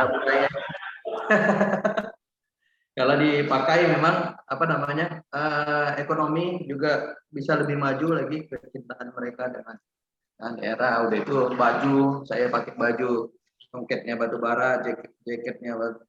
Jadi memang dengan mengingat sejarah-sejarah itu juga, dan terutama para pengrajin songket di batubara, dan akhirnya ekonomi daerah di daerah kita juga bisa lebih baik lagi. Itu Bang Noval. Baik, songket batubara ini salah satu yang paling terkenal juga ya Pak Oki ya. Ya, Tapi Allah. kemudian Memang apakah secara jumlah pengrajin masih ada yang mewarisi, Pak Oki? Karena kan yang kami tahu lah ya, bahwa pengrajin-pengrajin atau yang membuat songket ini rata-rata kan sudah berumur lah gitu ya. Apakah sudah ada persiapan mungkin regenerasi yang disiapkan mungkin oleh pemerintah lewat pelatihan-pelatihan? Memang songket ini sudah dari turun temurunnya memang di batubara. Jadi di batubara juga pengrajinnya bukan satu, tapi mungkin banyak, ada 7 atau 8 pengrajin di batubara. Jadi pengrajinnya ini terus turun temurun ke anaknya, ke cucunya untuk pembuatan songket di batubara. Mohon maaf sebelumnya, di Sumatera Utara ini banyak memakai songket batubara, pembuatan songket batubara, tapi pengrajinnya itu ya tetap di batubara. Ada songket di Kota Medan gitu kan, tentunya di Kota Medan, tapi yang pengrajin yang membuatnya juga bahannya itu ya dari batubara, seperti daerah Labura gitu kan. Labura sudah mencanangkan untuk pemakaian songket.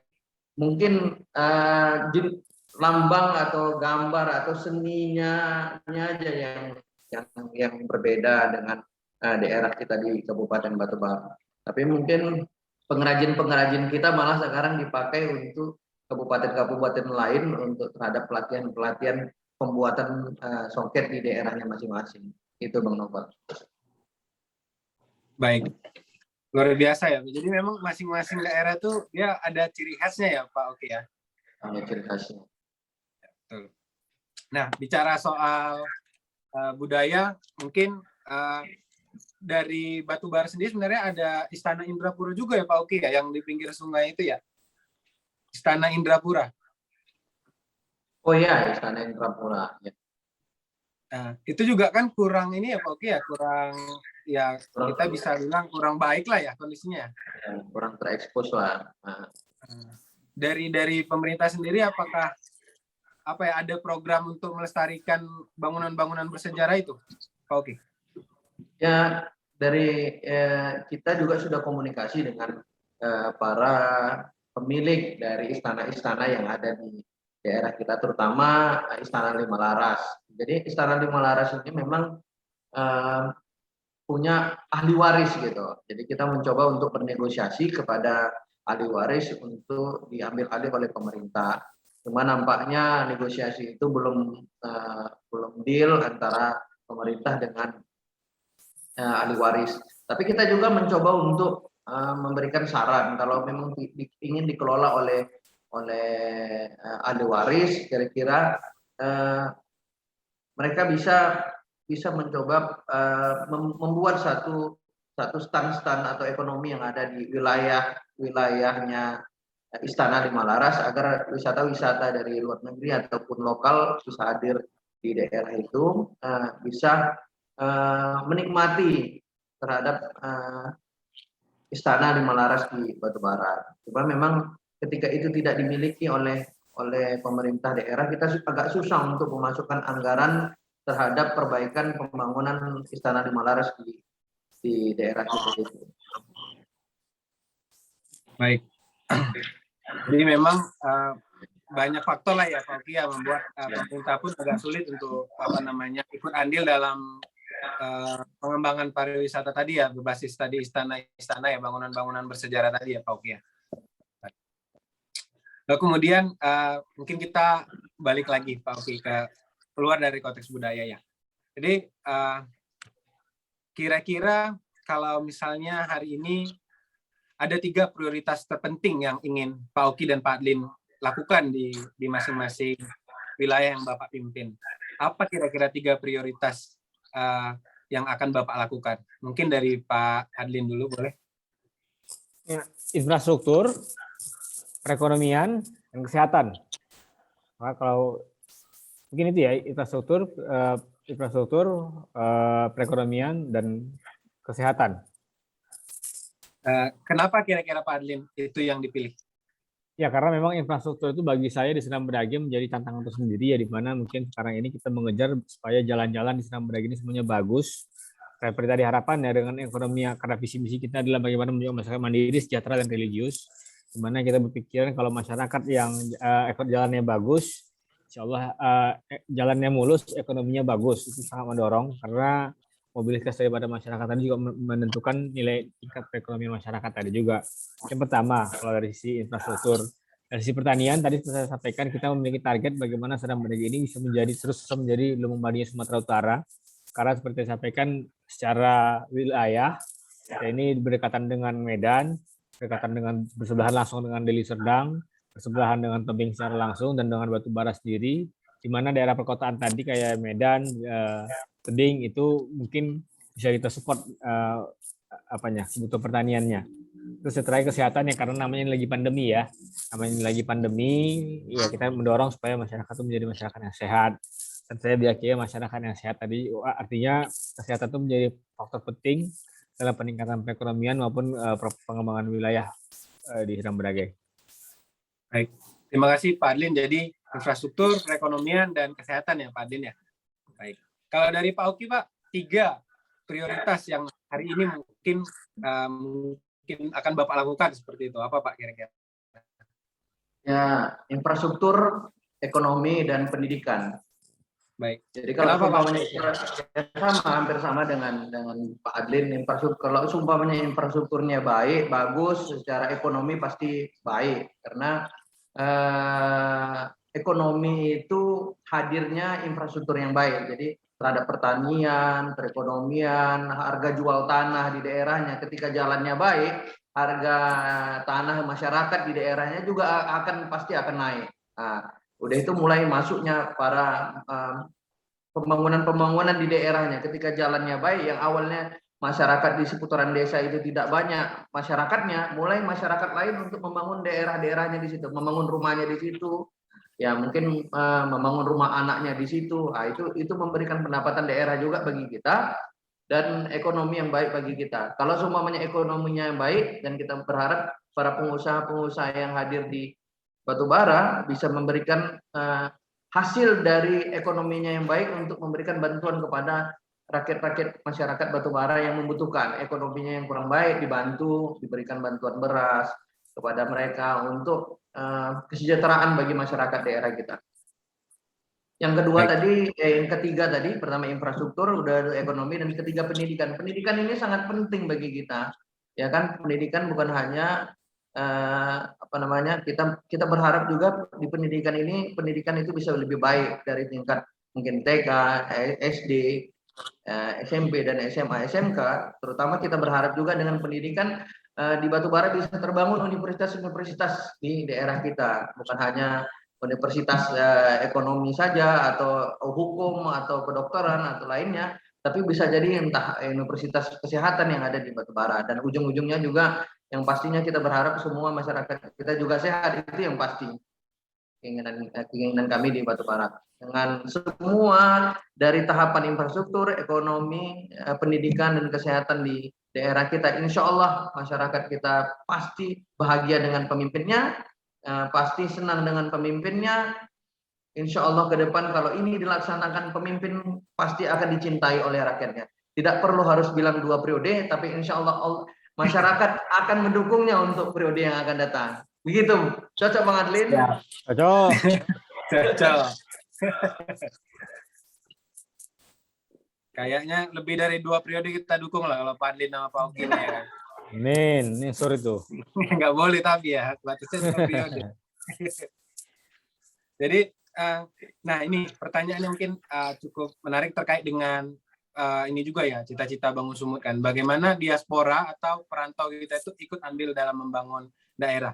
Dari Pak Adlin atau Pak Oki, ada nggak usaha kemudian mendata perantau-perantau dari Sergai atau Batubara di luar yang misalnya sudah sukses, atau misalnya kalau dari Batubara, izin Pak Oki, saya ada kenal satu profesor, banyak penemuannya, dan saat ini beliau juga sedang kerjasama dengan anak Batubara, Dr. Fauji kalau nggak salah, mengembangkan cabai merah di daerah Batubara. Izin Pak, daerah penghasil cabai merah ya Pak, saya lupa.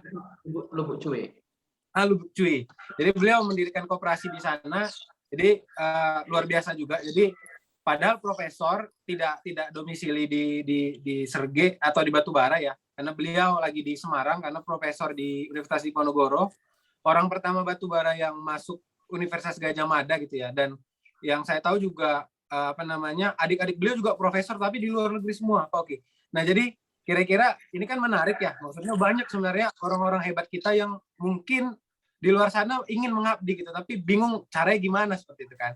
Nah, kira-kira dari Pak Oki atau Pak Adlin ada tidak mungkin rencana mencari tahu siapa diaspora Sergei atau batubara yang mungkin baik secara ilmu bisa bermanfaat ataupun mungkin kan bisa sebagai investor apapun seperti itu kan ya. Banyak hal yang bisa dilakukan seperti itu. Kalau Minang kan mereka punya gerak Gebu Minang lah kalau yang saya nggak salah ya, seperti itu. Saya pernah lihat di Jakarta itu Gebu Minang. Nah, kira-kira dari Pak Adlin dan Pak Oki ada nggak rencana untuk mungkin mengajak diaspora untuk ikut andil dalam pembangunan di batubara maupun di Sergei? Mungkin dimulai dari Pak Oki dulu boleh? Ya, kalau di daerah kita sudah sempat kerjasama seperti, saya nggak tahu namanya, tapi ada alat yang diciptakan oleh Prof ini yaitu ojon namanya. Ojon ya, ojon ini dipakai untuk untuk menyegarkan cabai agar cabai itu bisa bertahan cukup lama. Jadi ketika masyarakat panen harganya turun, dimasukkan di dalam satu tempat yaitu ozon namanya. Memang saat sekarang ini pemerintah sudah bekerja sama, pemerintah batubara sudah bekerja sama dengan Prof itu, anak putra daerah batubara, cuma kapasitasnya cuma 1 ton. Jadi karena di daerah kami ini kurang lebih ada 400 hektar kawasan cabai di wilayah 50 pesisir, di wilayah Lubuk Cuit dan daerah-daerah lainnya kurang lebih 400 hektar. Jadi transaksi cabai itu kalau sudah panen besar itu luar biasa. Mungkin saya perhitungkan ada keuangan kurang lebih 90 miliar lebih. Nah, cuma memang kendalanya ketika terjadinya panen besar, harga itu anjlok gitu loh. Makanya memang alhamdulillah komunikasi dengan Prof itu menciptakan satu alat yang alat itu bisa mempertahankan cabai itu kurang lebih mungkin 1 bulan saya rasa. Saya udah pernah survei ke lapangan kurang lebih 1 bulan dan cabai itu lebih segar, nampaknya lebih bisa menambah beratnya juga lebih baik lagi, dan mudah-mudahan banyak anak-anak putra-putra daerah di luar sana mungkin belum kita ketahui ya kan, kiranya kita mengajak juga kepada anak putra-putra daerah kembali ke batubara, memberikan program-program yang baik untuk Kabupaten Batubara, termasuk Prof yang tadi saya sampaikan gitu Bang Nopal. Jadi berarti sama, karena yang saya maksud adalah beliau Profesor Muhammad Nuh. Ya memang beliau punya banyak penemuan Pak Oki, jadi itu sebenarnya bisa digunakan juga nih di pesisir yang punya hasil-hasil ikan seperti itu, karena alat itu juga mampu. Jadi ikan itu tidak busuk dia, Pak Oki dan Pak Adlin gitu. Jadi sebenarnya ya ini orang-orang hebat yang punya banyak penemuan yang sebenarnya manfaatnya bisa kita aplikasikan di daerah kan, seperti itu ya. Kalau dari Pak Adlin sendiri, kira-kira Pak sudah ada rencana nggak Pak? Kalau rencana ya ini mungkin ya, kalau secara khusus mungkin belum ada teragendakan ya, belum ada pernah di konsep ataupun direncanakan ataupun apa namanya, belum pernah ya secara khusus gitu ya. Tapi kalau ada orang-orang luar sana ya, orang Sergei yang nggak kenal, bawa marilah jumpai aku biar kita bangun Sergei ini sama-sama gitu aja Bang. Kalau saya gampang-gampang aja, mana yang mau datang ke Sergei, mau orang Sergei, mau orang-orang lama di Sergei yang dulu kampungnya di Serang Bedagi, kalau dia kenalkan sama aku biar kita ajak untuk bangun Sergei gitu aja Bang. Kalau terlalu data terlalu spesifik mungkin belum ya, bahkan kita belum pernah melakukan itu gitu. Tapi prinsipnya kalau ada orang Serang Bedagi, orang yang sudah merantau berhasil di luar, dia kenalkanlah sama aku biar kita ajak dia bangun kampungnya gitu aja Bang. Siap, mantap Pak Adlin semangatnya. Jadi memang kita melihat banyak daerah sebenarnya Pak Oki dan Pak Adlin itu juga sudah sadar gitu bahwa kekuatan diasporanya itu sebenarnya sangat kuat gitu. Ya, kita bisa ambil contoh sebenarnya Pak Akbar Tanjung, beliau kan diaspora tapi beliau punya sekolah plus di Sibolga ya kalau saya tidak salah. Sekarang mungkin Pak Luhut sama diaspora tapi beliau bangun sekolah Del gitu ya. Jadi memang di beberapa daerah di luar Sumatera Utara pun juga sudah melihat bahwa kekuatan diaspora itu bisa digunakan sebaik mungkin gitu untuk membangun daerah gitu kan. Karena rata-rata kadang pun orang-orang itu memang secara idealisme itu yang tinggi gitu ya, kayak membangun daerahnya gitu. Jadi kita nggak bicara soal dana pun ya, orang-orang itu bisa aja cari seperti itu kan ya. Ya memang Minang itu juga sudah mulai sadar tuh kekuatan diasporanya. Mereka punya pulangkampung.com. kemudian ya banyak daerah-daerah lain lah yang kemudian berhasil mengajak diaspora mereka untuk ikut andil dalam pembangunan daerahnya seperti itu. Jadi nanti kalau misalnya kita ada kenal, mungkin ya kita bisa koordinasi sama Pak Adlin atau Pak Oki lagi. Karena mungkin kita pun kan terbatas juga ya pengetahuan kita ya, mana tahu ada yang tahu juga teman-teman di sini, ada diaspora kita yang memiliki kelebihan-kelebihan tertentu yang bisa kita aplikasikan di daerah, kan seperti itu kan. Mungkin kita bisa koordinasikan sehingga bisa menghasilkan sebuah program atau juga sebuah pengabdian sosialnya beliau gitu kan di kampung halamannya seperti itu. Cocok, Pak. Baik. Mungkin dari saya mungkin ada satu pertanyaan terakhir Pak Oki dan Pak Adlin sebelum kita masuk di sesi tanya jawab ya. Nanti mungkin ada yang ingin bertanya dari teman-teman yang hadir di sini. Jadi ada namanya konsep Meraki, Pak Adlin dan Pak Oki. Jadi konsep ini adalah untuk meletakkan sebagian dari diri kita terhadap apa yang kita akan kerjakan, agar ia terus hidup nanti saat kita sudah tidak ada di sana. Nah, jadi nyambungnya seperti ini pertanyaannya. Ketika masa pengabdian Bapak telah berakhir nanti, bagaimana kemudian Bapak ingin dikenang? Apa karya yang Bapak ingin tinggalkan di daerah Bapak masing-masing? Seperti itu. Mungkin dari Pak Oki duluan. Ya, pastilah di bawah kepemimpinan kita, pastinya setiap pemimpin ingin ingin satu kenang-kenangan lah ya kalau bahasanya ya, untuk di bawah kepemimpinan zamannya Pak Wakil, kira-kira apa sih yang sudah bisa dibuat dan apa yang bisa dikenang oleh masyarakat. Kalau memang saat sekarang ini kalau infrastruktur itu sudah menjadi kewajiban daerah kita ya, bukan hanya di desa-desa, tapi saat sekarang ini memang target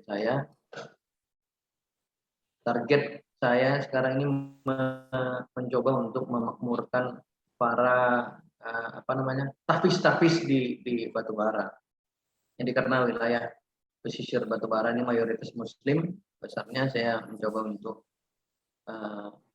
memberikan masukan kepada para dai-dai atau para pemimpin pondok pesantren tafis untuk terus lebih getol menyiapkan fondasi bagi anak-anak daerah kita dengan kondisi memang teknologi yang cukup baik. Anak-anak dengan saat sekarang dengan tidak sekolah ini lebih banyak main game ya kan, game-game online yang sekarang dimainkan, mereka lebih fokus terhadap permainan game daripada panggilan orang tuanya. Ini saya lihat yang terjadi pada saat sekarang ini. Jadi saya melakukan hal itu, berkomunikasi dengan para ustadz untuk membuka tafis-tafis Quran di setiap desa, diperbanyak, dan menekan kepada orang tua juga untuk memasukkan anaknya di tafis-tafis yang ada. Yang kedua juga kami ini sebagai wakil dengan Bang Adlin tidak punya kebijakan sepenuhnya ada di tangan Pak Bupati. Saya meminta ke Pak Bupati juga agar menekan kepada orang tua bagi umat Muslim ya. Maghrib mengaji itu kan harus terus bisa dilaksanakan. Mungkin dulu zaman saya waktu kecil dulu maghrib mengaji itu ada. Jadi setiap sore selesai asar ya kan jam 6 jam 7 itu mulai anak-anak berlari berkunjung ke para guru-guru agamanya untuk belajar mengaji. Nah, inilah yang insya Allah kita tekankan kepada seluruh desa-desa untuk menggerakkan maghrib mengaji. Tapi maghrib mengajinya juga harus kita ikat di dalam satu aturan atau perbuk lah ya, di peraturan bupati. Ketika anak-anak daerah kita yang Muslim ketika ingin masuk ke sekolah negeri, ya kan SD atau SMP atau SMA, setidaknya ada sertifikat mengajinya yang didampingi juga melalui Ikatan Kemenak, melalui penyuluh-penyuluhnya yang ada di daerah masing-masing. Diberikanlah pengajaran yang baik kepada guru-guru agama yang ada di daerah-daerahnya, diberikan kewenangannya untuk memberikan sertifikat kepada anak-anak yang sudah belajar mengaji di desa-desanya masing-masing. Jadi ketika nanti sudah masuk sekolah negeri, SMP atau SD, ya kan itu nanti diterapkan oleh pihak sekolah sebagai aturan kewajiban dia bisa membaca atau menghafal Al-Quran. Nah, itulah yang ingin saya cita-citakan, mudah-mudahan itu menjadi kenang-kenangan di bawah kepemimpinan saya selaku wakil, dan bisa ditekankan oleh Pak Bupati untuk bisa direalisasikan di masyarakat, terutama di Kabupaten Batubara. Baik. Berarti Pak Oki ingin dikenang sebagai pemimpin yang peduli pada rumah tahfiz Quran ya. Ya kita memang harus harus bina adik-adik kita ini melalui dari akhlaknya. Insya Allah kalau akhlaknya sudah baik, besok cita-cita yang keinginan mereka ingin menjadi dokter, menjadi tentara, menjadi polisi, menjadi bupati, menjadi wakil bupati, dan insya Allah ketika akhlaknya baik, insya Allah kepemimpinan yang mereka akan rasakan nanti ke depan bisa menjadi lebih baik lagi. Baik, terima kasih Pak Oki. Selanjutnya mungkin Pak Adlin ingin dikenang sebagai apa setelah ya kalau saya kepengen mungkin janji-janji kampanye saya terwujud, yaitu bagaimana Senam Bedagai tadi jalan-jalannya bagus, infrastrukturnya bagus, irigasinya bagus, drenasinya bagus, wilayah-wilayah tidak lagi kebanjiran.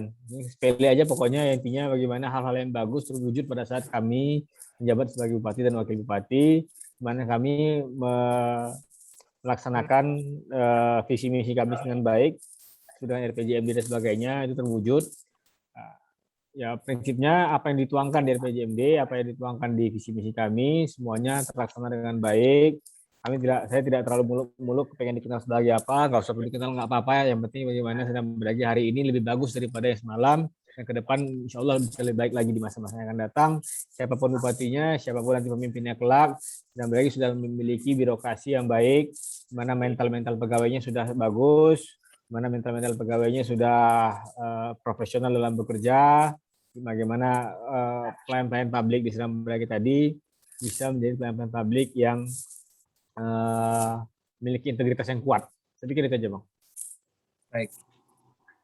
Terima kasih Pak Adlin. Jadi memang fokusnya ke janji-janji atau cita-cita saat kampanye itu terlaksana ya. Jadi suatu saat orang bakal kenang Pak Adlin, wah di zamannya Pak Adlin nih, desa kami yang dari merdeka belum dibeton, akhirnya dibeton. Persis itu dia. Nah, itulah dia. Nah, saya lihat tuh di Instagram Pak Adlin ya. Alhamdulillah. Jadi ya insya Allah mudah-mudahan Pak Oki dan Pak Adlin segala yang direncanakan, niat-niat baik Bapak-Bapak sekalian bisa terlaksana dan dirasakan dampaknya oleh masyarakat Bapak di wilayah Bapak. Mungkin selanjutnya kita izin membuka tanya jawab kepada para peserta yang mungkin ingin menanyakan tentang beberapa hal ke para pemateri. Tapi mohon izin sudah disampaikan bahwa sampaikanlah pertanyaan dengan santun ya teman-teman siapapun yang ingin bertanya. Baik, ini ada Pak Lukman atau Direktur YKAPI. Mungkin boleh silakan Pak Lukman disampaikan mungkin ingin bertanya apa dan ke siapa. Dan pertanyaannya apa? Jelas ya suara saya? Jelas, Pak. Jelas. Assalamualaikum warahmatullahi wabarakatuh.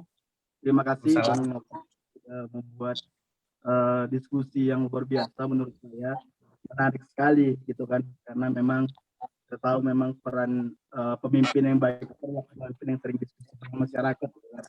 Ya, diskusinya itu ya bermanfaat dan bisa didengar oleh masyarakat luas. Izin Bang Oki, Bang Adi, saya Lukman, Direktur dari Yayasan Kesejahteraan Anak Indonesia atau disingkat YKPI. Jadi memang kita bisa lihat memang pendidikan anak yang ada di pesisir, terutama pesisir kita di Pantai Timur, memang agak tertinggal ini gitu. Bukan tertinggal karena tidak ada pendidikan yang disediakan pemerintah, tetapi semangat anak-anak yang mungkin banyak yang hari ini mereka lebih asik untuk mencari uang terlebih dulu gitu kan daripada memikirkan pendidikannya. Itu adalah menjadi salah satu PR kita. Dan kemudian peningkatan wisata gitu. Kita bisa lihat sedang berbagai betapa indahnya wisata pantai, dari pantai romantik, kemudian daerah pantai Kelang dan lain-lainnya.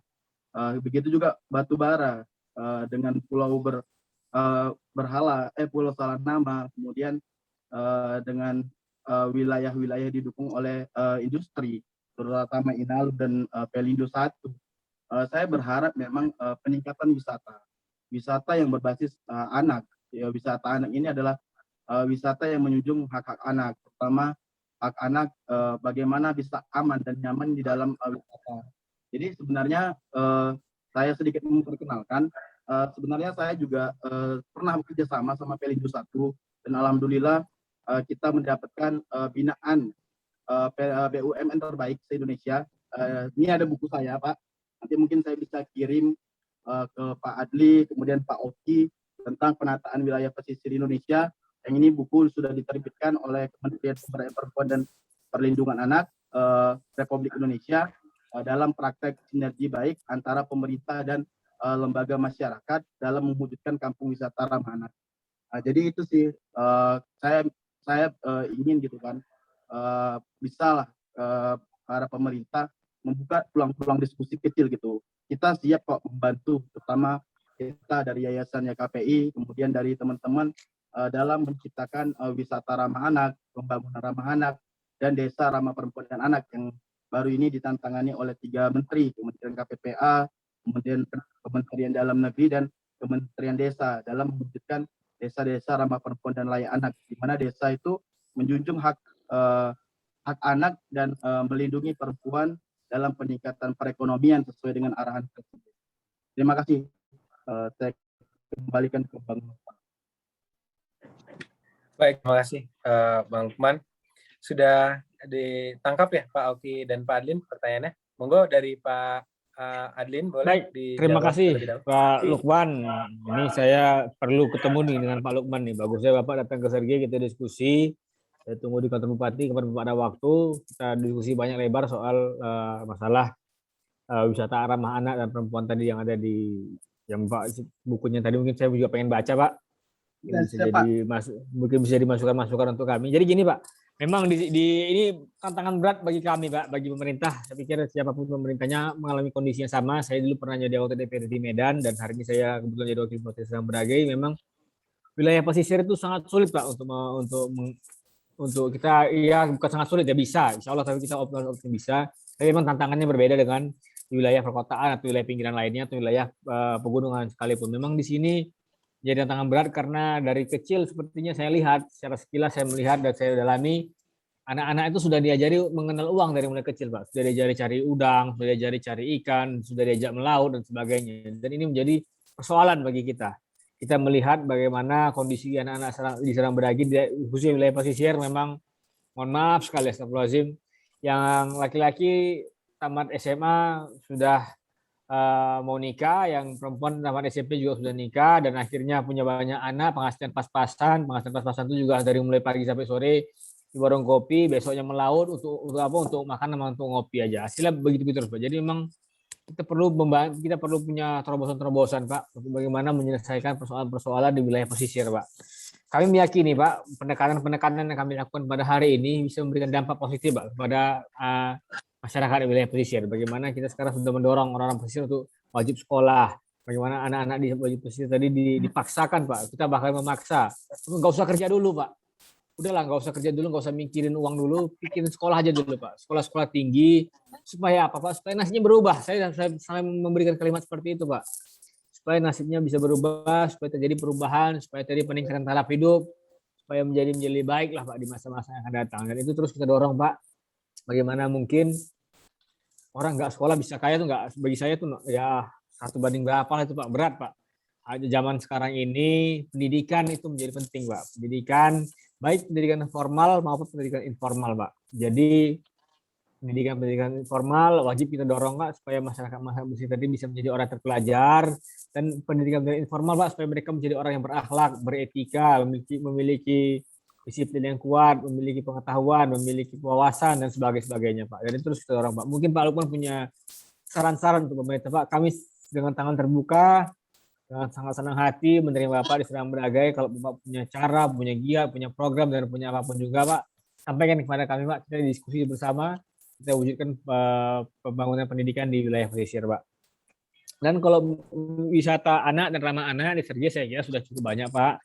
Kita meyakini Pak wilayah-wilayah pesisir kita, wilayah pantai yang ada di Senam Bedagai tadi pun juga sudah ramah anak dan ramah terhadap perempuan, ramah lingkungan, ramah anak, ramah terhadap perempuan. Baik semua orang saya pikir kalau untuk bisa di Senam Bedagai, saya garansinya bisa itu aman dan nyaman. Tidak ada masalah apapun, tidak ada copet, tidak ada jambret, nggak ada. Insya Allah ya kalau ada mungkin ada yang sial dan mungkin saya juga di luar kemampuan saya, tapi saya meyakini bahwasanya wisata-wisata di Senam Bedagai itu insya Allah ramah anak dan ramah lingkungan dan ramah terhadap perempuan.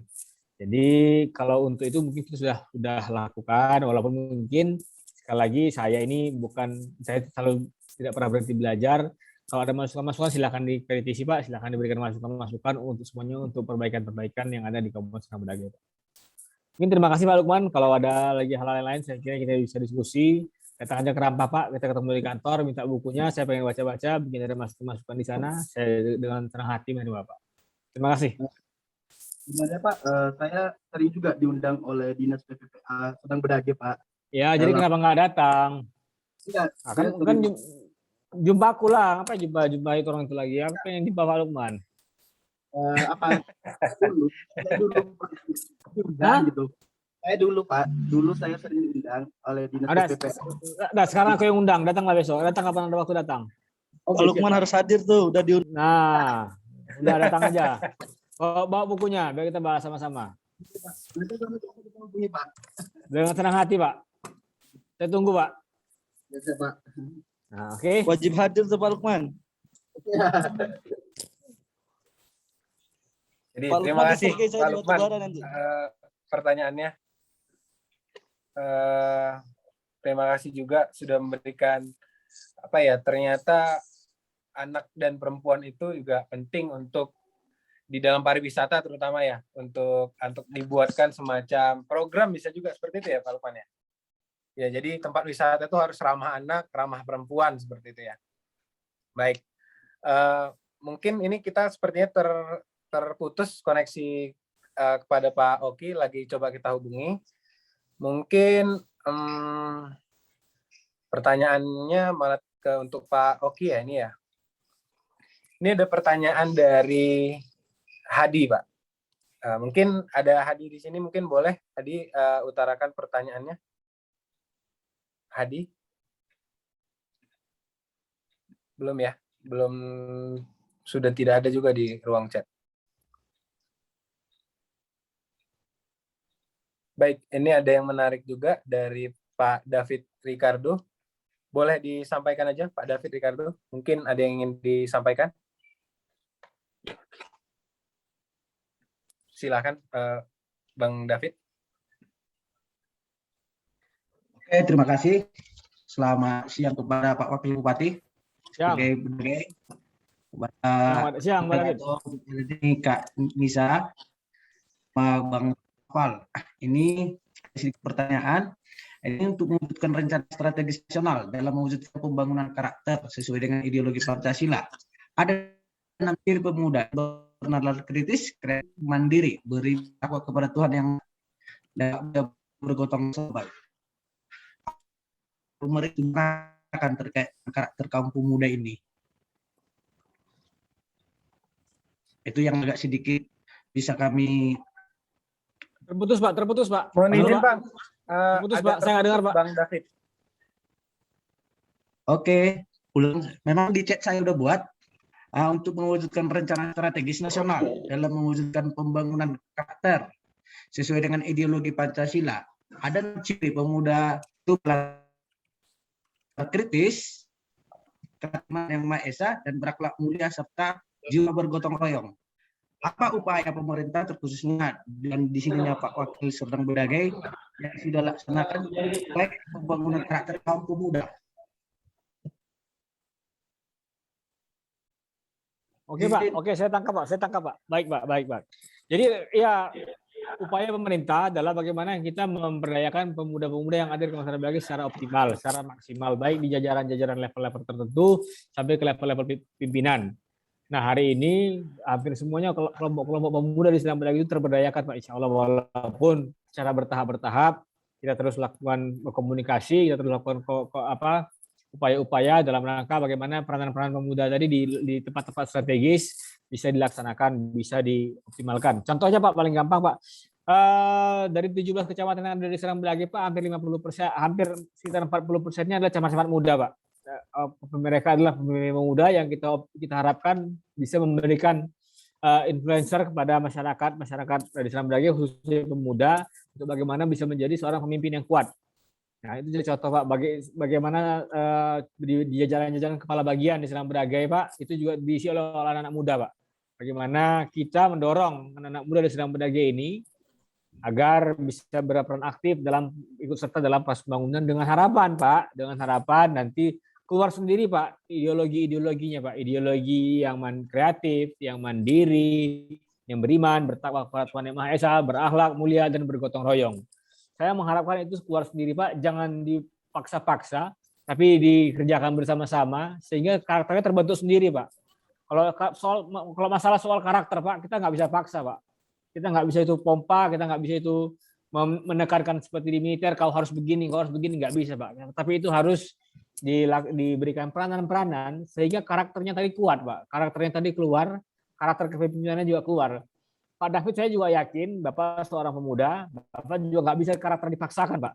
Bapak tiba-tiba disuruh ngomong disuruh bersikap seperti apa, itu nggak bisa karena itu sudah menjadi karakter. Tapi diarahkan dari awal itu mungkin bisa Pak. Tapi bagaimana cara diarahkannya? Ya diberikan peranan Pak, diberikan tempat, diberikan wadah.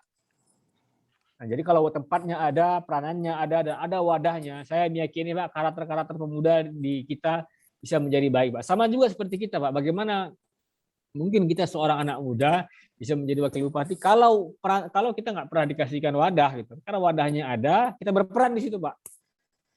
Kita mencari jalan sendiri untuk bagaimana kita menciptakan karakter yang disukai masyarakat. Apa karakter yang disukai masyarakat? Itu dia tadi Pak, karakter yang sesuai dengan ideologi Pancasila, yang mandiri, yang kreatif, beriman, bertakwa kepada Tuhan, berakhlak, bergotong royong dan sebagainya Pak. Ya itu akhirnya itu keluar sendiri Pak. Itu nggak bisa dipaksa. Yang penting wadahnya disiapkan, peranannya dikasih, dan tempatnya disiapkan Pak.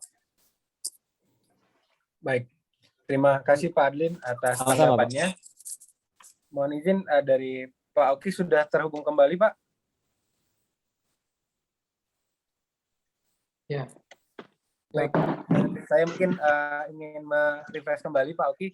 Jadi tadi ada pertanyaan soal bagaimana mewujudkan kabupaten ataupun secara spesifiknya adalah tempat-tempat wisata yang ramah anak dan ramah perempuan. Seperti itu Pak Oki. Ada pertanyaan tadi ketika Pak Oki mungkin koneksi terganggu ya. Tadi Pak belum sempat dijawab. Tadi sudah dijawab oleh Pak Adlin. Monggo Pak, bagaimana kira-kira menurut pandangan Bapak? Mohon maaf tadi ada gangguan sedikit jaringan. Kalau mungkin tadi pertanyaannya terhadap pendidikan anak ya, terhadap pendidikan anak atau wisata anak ya di wilayah Kabupaten Batubara gitu. Ya, jadi yang ramah anak dan perempuan Pak. Oke. Gimana Bang? Jadi tempat-tempat wisata yang ramah anak dan ramah perempuan. Oke. Nah, jadi memang di daerah kita wisata itu kan tidak terlalu ramai ya, maksudnya tidak terlalu banyak di daerah kita. Mungkin kalau wilayah wisata kita itu kan kayak seperti Pulau Pandang dan Pulau Berhala, ya kan memang itu mungkin wilayah yang mungkin susah anak-anak daerah kita juga susah wisata anak tuh di daerah situnya. Tapi di wilayah kita juga ada Pantai Perjuangan, jembatan pesisir dan beberapa pemandian air panas juga ada mungkin. Tapi kondisinya memang saat ini kita akan mencoba untuk untuk berkomunikasi dengan para pengusaha wisata di daerah kita untuk mencoba membuat satu wadah untuk kepentingan anak dan ibu dan anak ya, itu Bang Noval. Baik. Secara keamanan lah seperti itu kan Pak Oki ya. Karena ramah anak itu kan dalam artinya sangat luas sebenarnya Pak Lukman ya. Jadi ramah anak dan perempuan tadi ya. Jadi yang dimaksud Pak Lukman itu bagaimana anak dan perempuan itu kalau berwisata itu aman, kemudian bisa nyaman, kemudian infrastrukturnya juga disediakan, seperti itu ya Pak Lukman ya. Ya. Saya ulang, Bang Noval. Nah, jadi ramah anak itu adalah wisata yang anak tidak menjadi korban. Contohnya itu bukan hanya sebagai korban fisik ataupun korban seksual, tetapi anak bisa jadi dieksploitasi dengan dia berwisata, dia kerja di tempat wisata, pendidikannya tinggal seperti itu, atau bahkan ada hal-hal yang menjadikan bahkan anak menjadi korban gitu di tempat-tempat wisata. Korbannya itu mungkin secara pendidikan, kemudian ekonomi, bahkan kebudayaan yang tergerus akibat datangnya orang-orang dari luar yang membuat daerah itu secara tidak langsung terkontaminasi, terutama bagi anak-anak, atau dalam arti kontaminasi secara buruk, bukan kontaminasi secara baik. Baik, jadi kurang lebih begini Pak Oki. Jadi bukan hanya tentang kekerasan seksual dan juga hal-hal yang sifatnya fisik, tapi seringkali anak-anak ini atau yang seharusnya belum ada di sana, tapi kemudian dipaksa, contoh untuk bekerja, untuk kemudian di daerah-daerah wisata itu, untuk kemudian yang harusnya anak-anak itu bermain, mengeksplor diri gitu ya. Tapi di beberapa tempat itu malah anak-anak dijadikan pekerja bawah umur lah kasarnya begitu dari Pak Lukman. Memang kami menekan kepada orang-orang tua yang ada di daerah Batubara untuk memberikan secara pendidikan yang baik kepada anak-anaknya. Kalau di wilayah Batubara mungkin terutama di wilayah Tanjung Tiram, kebanyakan anak-anak daerah di sana itu lebih banyak ikut dengan orang tuanya pergi nelayan mencari ikan. Nah, itu kebanyakan. Tapi kita selalu menyampaikan kepada pemerintahan daerah kita juga di kecamatan, di kelurahan, di desa, ya, di dusun, di kepring untuk menyampaikan, menekankan kepada orang tuanya agar pendidikan anak itu lebih penting, ya kan, sangat penting agar cita-cita dan keinginannya bisa lebih dari orang tuanya. Bukan hanya menjadi nelayan saja, tapi bisa jadi pengusaha yang menjual ikan dari hasil tangkapan nelayan sekitarnya. Itu yang kita inginkan. Ini yang terus kita kasih ke penyampaian kepada orang tua dari seorang anak tadi, kepada ibunya, kepada ayahnya, agar anak-anaknya terus ditekan untuk melakukan kegiatan sekolah itu tidak bisa ditinggalkan. Gitu. Dari SD, SMP, dan SMA hingga beliau selesai. Itu Bang Noval. Baik, jadi sama dengan jawaban Pak Adlin, memang ini bicara soal pendidikan ya, bahwa orang tua harus paham bahwa pendidikan itu yang terpenting bagi anak saat ini gitu ya. Walaupun mungkin dibutuhkan lah untuk membantu mencari nafkah di keluarga, tapi tetap yang namanya pendidikan menjadi prioritas tertinggi atau utama bagi anak seperti itu. Jadi itu. Kemudian izin Pak Oki, ada satu pertanyaan terakhir tadi dari Bang David. Jadi bagaimana kemudian pemerintah melaksanakan program-program terkait dengan pembangunan karakter pemuda demi mewujudkan pembangunan karakter yang sesuai dengan ideologi Pancasila. Seperti itu, Pak Oki. Ya, karakter pemuda ini memang harus wajib bagi kita, apalagi ideologi terhadap Pancasila. Yang pastinya pemuda harus siap, terutama di Batubara. Pemuda itu harus siap dari segalanya melalui pendidikan, ekonomi, dan sebagainya. Terutama saya yakini pemuda-pemuda di Batubara harus siap bersaing juga dengan anak-anak daerah lain.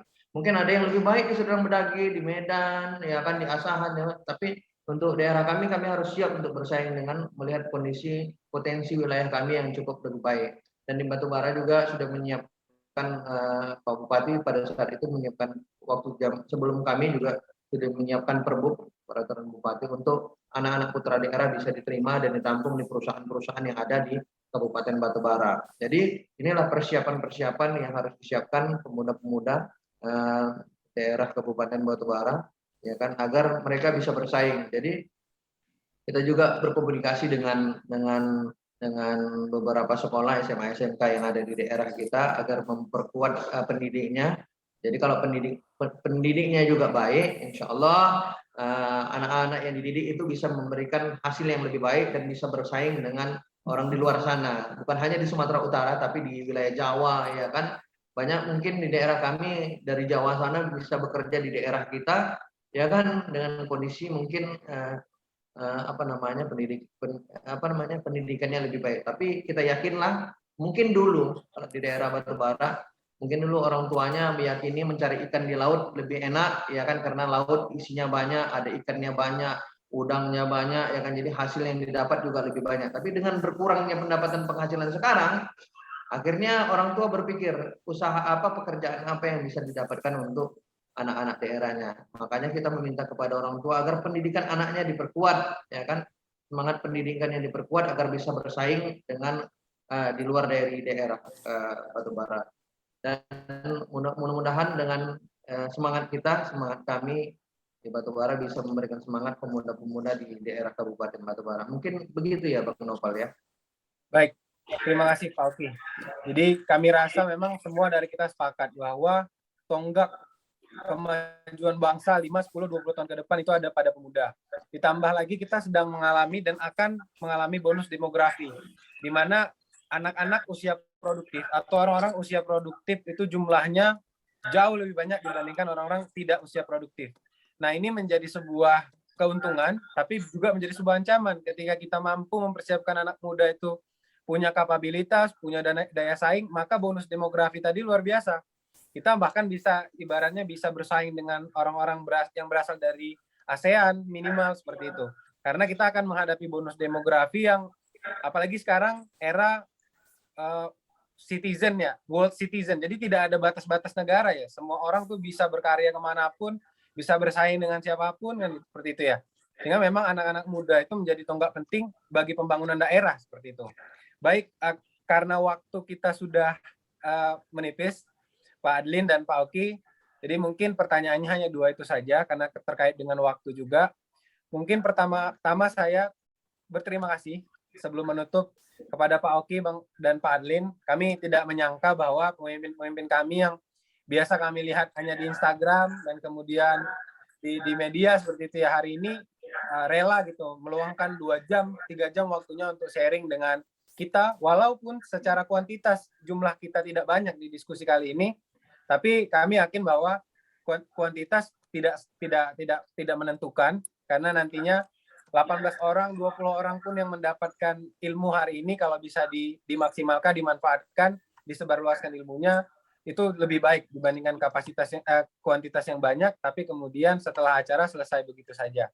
Dan kami harap juga ke depannya Pak Adlin, Pak Oki juga se-humble ini ya. Jadi bisa seenak ini diajak diskusi, bisa betul-betul nyaman lah berbicara dengan pemimpin-pemimpin yang kita tahu sibuk sekali, mungkin banyak acara, tapi menyempatkan diri untuk sekedar berbagi inspirasi ke kami anak-anak muda seperti itu.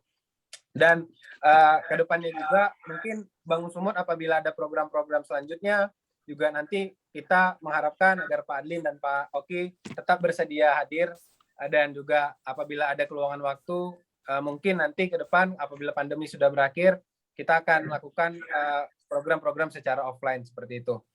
Kedua, mungkin terima kasih juga kepada seluruh peserta 2,5 jam. Mungkin secara kuota ini teman-teman sudah habis banyak, tapi teman-teman tidak menaruh udah kuota berapapun hilang nggak apa-apa, yang penting ini ilmu. Hari ini kita bisa bicara bareng 2 pemimpin muda yang mungkin 5-10 tahun lagi kita mungkin lihat para pemimpin muda ini bukan hanya di daerah ya. Mungkin Pak Adlin bisa jadi Menteri Pemuda dan Olahraga, mungkin Pak Oki bisa jadi gubernur, mungkin tidak ada kemungkinan yang tidak mungkin seperti itu. Nah, mungkin itu saja dari kami, Pak Adlin, Pak Oki. Ya, terima kasih ya. Maaf sebagai moderator apabila ada salah-salah kata dan perbuatan. Semoga kedepannya bisa terus berkolaborasi antara anak-anak muda dan para pemimpin-pemimpin muda. Karena saya orang yang ingat sekali dan juga menjunjung tinggi apa yang pernah Bung Hatta bilang, bahwa kita tidak perlu obor yang besar di Jakarta, tapi kita perlu lilin-lilin yang bersinar di seluruh daerah seperti itu. Jadi kami harapkan kehadiran anak-anak muda menjadi pemimpin-pemimpin daerah adalah lilin-lilin yang menerangi ke depannya masa depan Sumatera Utara dan masa depan Indonesia. Seperti itu. Dari saya, kurang lebih saya mohon maaf, saya kembalikan ke MC, Mbak Aulia. Terima kasih. Assalamualaikum Pak Adlin dan Pak Oki. Waalaikumsalam. Waalaikumsalam warahmatullahi wabarakatuh. Baik, terima kasih Bang Naufal selaku moderator yang telah memandu acara kita pada hari ini dengan sangat baik. Terima kasih kami ucapkan juga kepada seluruh pembicara, kepada Bapak Oki, kepada Bapak Adlin yang sudah menyempatkan waktunya untuk berbagi insights dan inspirasi kepada kita anak-anak muda untuk terus berkarya dan menciptakan perubahan yang nyata yang membangun di daerah kita masing-masing ya. Dan terima kasih kepada para peserta yang terus semangat dalam berpartisipasi pada webinar hari ini. Hingga saat ini harapannya acara ini dapat menginspirasi teman-teman untuk menjadi agen-agen perubahan di daerah teman-teman juga. Ucapan terima kasih juga kami sampaikan kepada seluruh media partner yang sudah membantu acara kita pada hari ini. Ada Medan Talk, ada Forum OSIS Kota Medan, kemudian ada Tebing Tinggiku, dan ID Next Leader. Baiklah, sebelum kita akhiri, kita akan melakukan foto bersama terlebih dahulu dan diharapkan kepada seluruh peserta untuk mengaktifkan kameranya. Ya.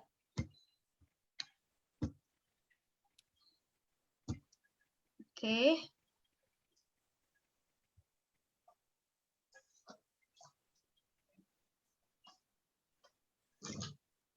Baik, pada para peserta, bagi yang bisa mengaktifkan kameranya bisa diaktifkan sekarang juga ya, agar saya bisa meng-screenshot slide saya. Kemudian nanti fotonya bisa saya kirimkan melalui grup peserta juga. Mungkin kalau misalnya nggak ada di grup peserta bisa japri pribadi kepada saya. Oke, baik. 1, 2, 3. Baik, terima kasih semuanya. Sama-sama. Sama-sama. Mohon izin ya, harus selip grup ya. Iya. Ya, izin. Terima kasih Pak. Ya, mohon izin semuanya ya, sehat-sehat ya. Sehat-sehat, Terima Pak kasih. Adlin.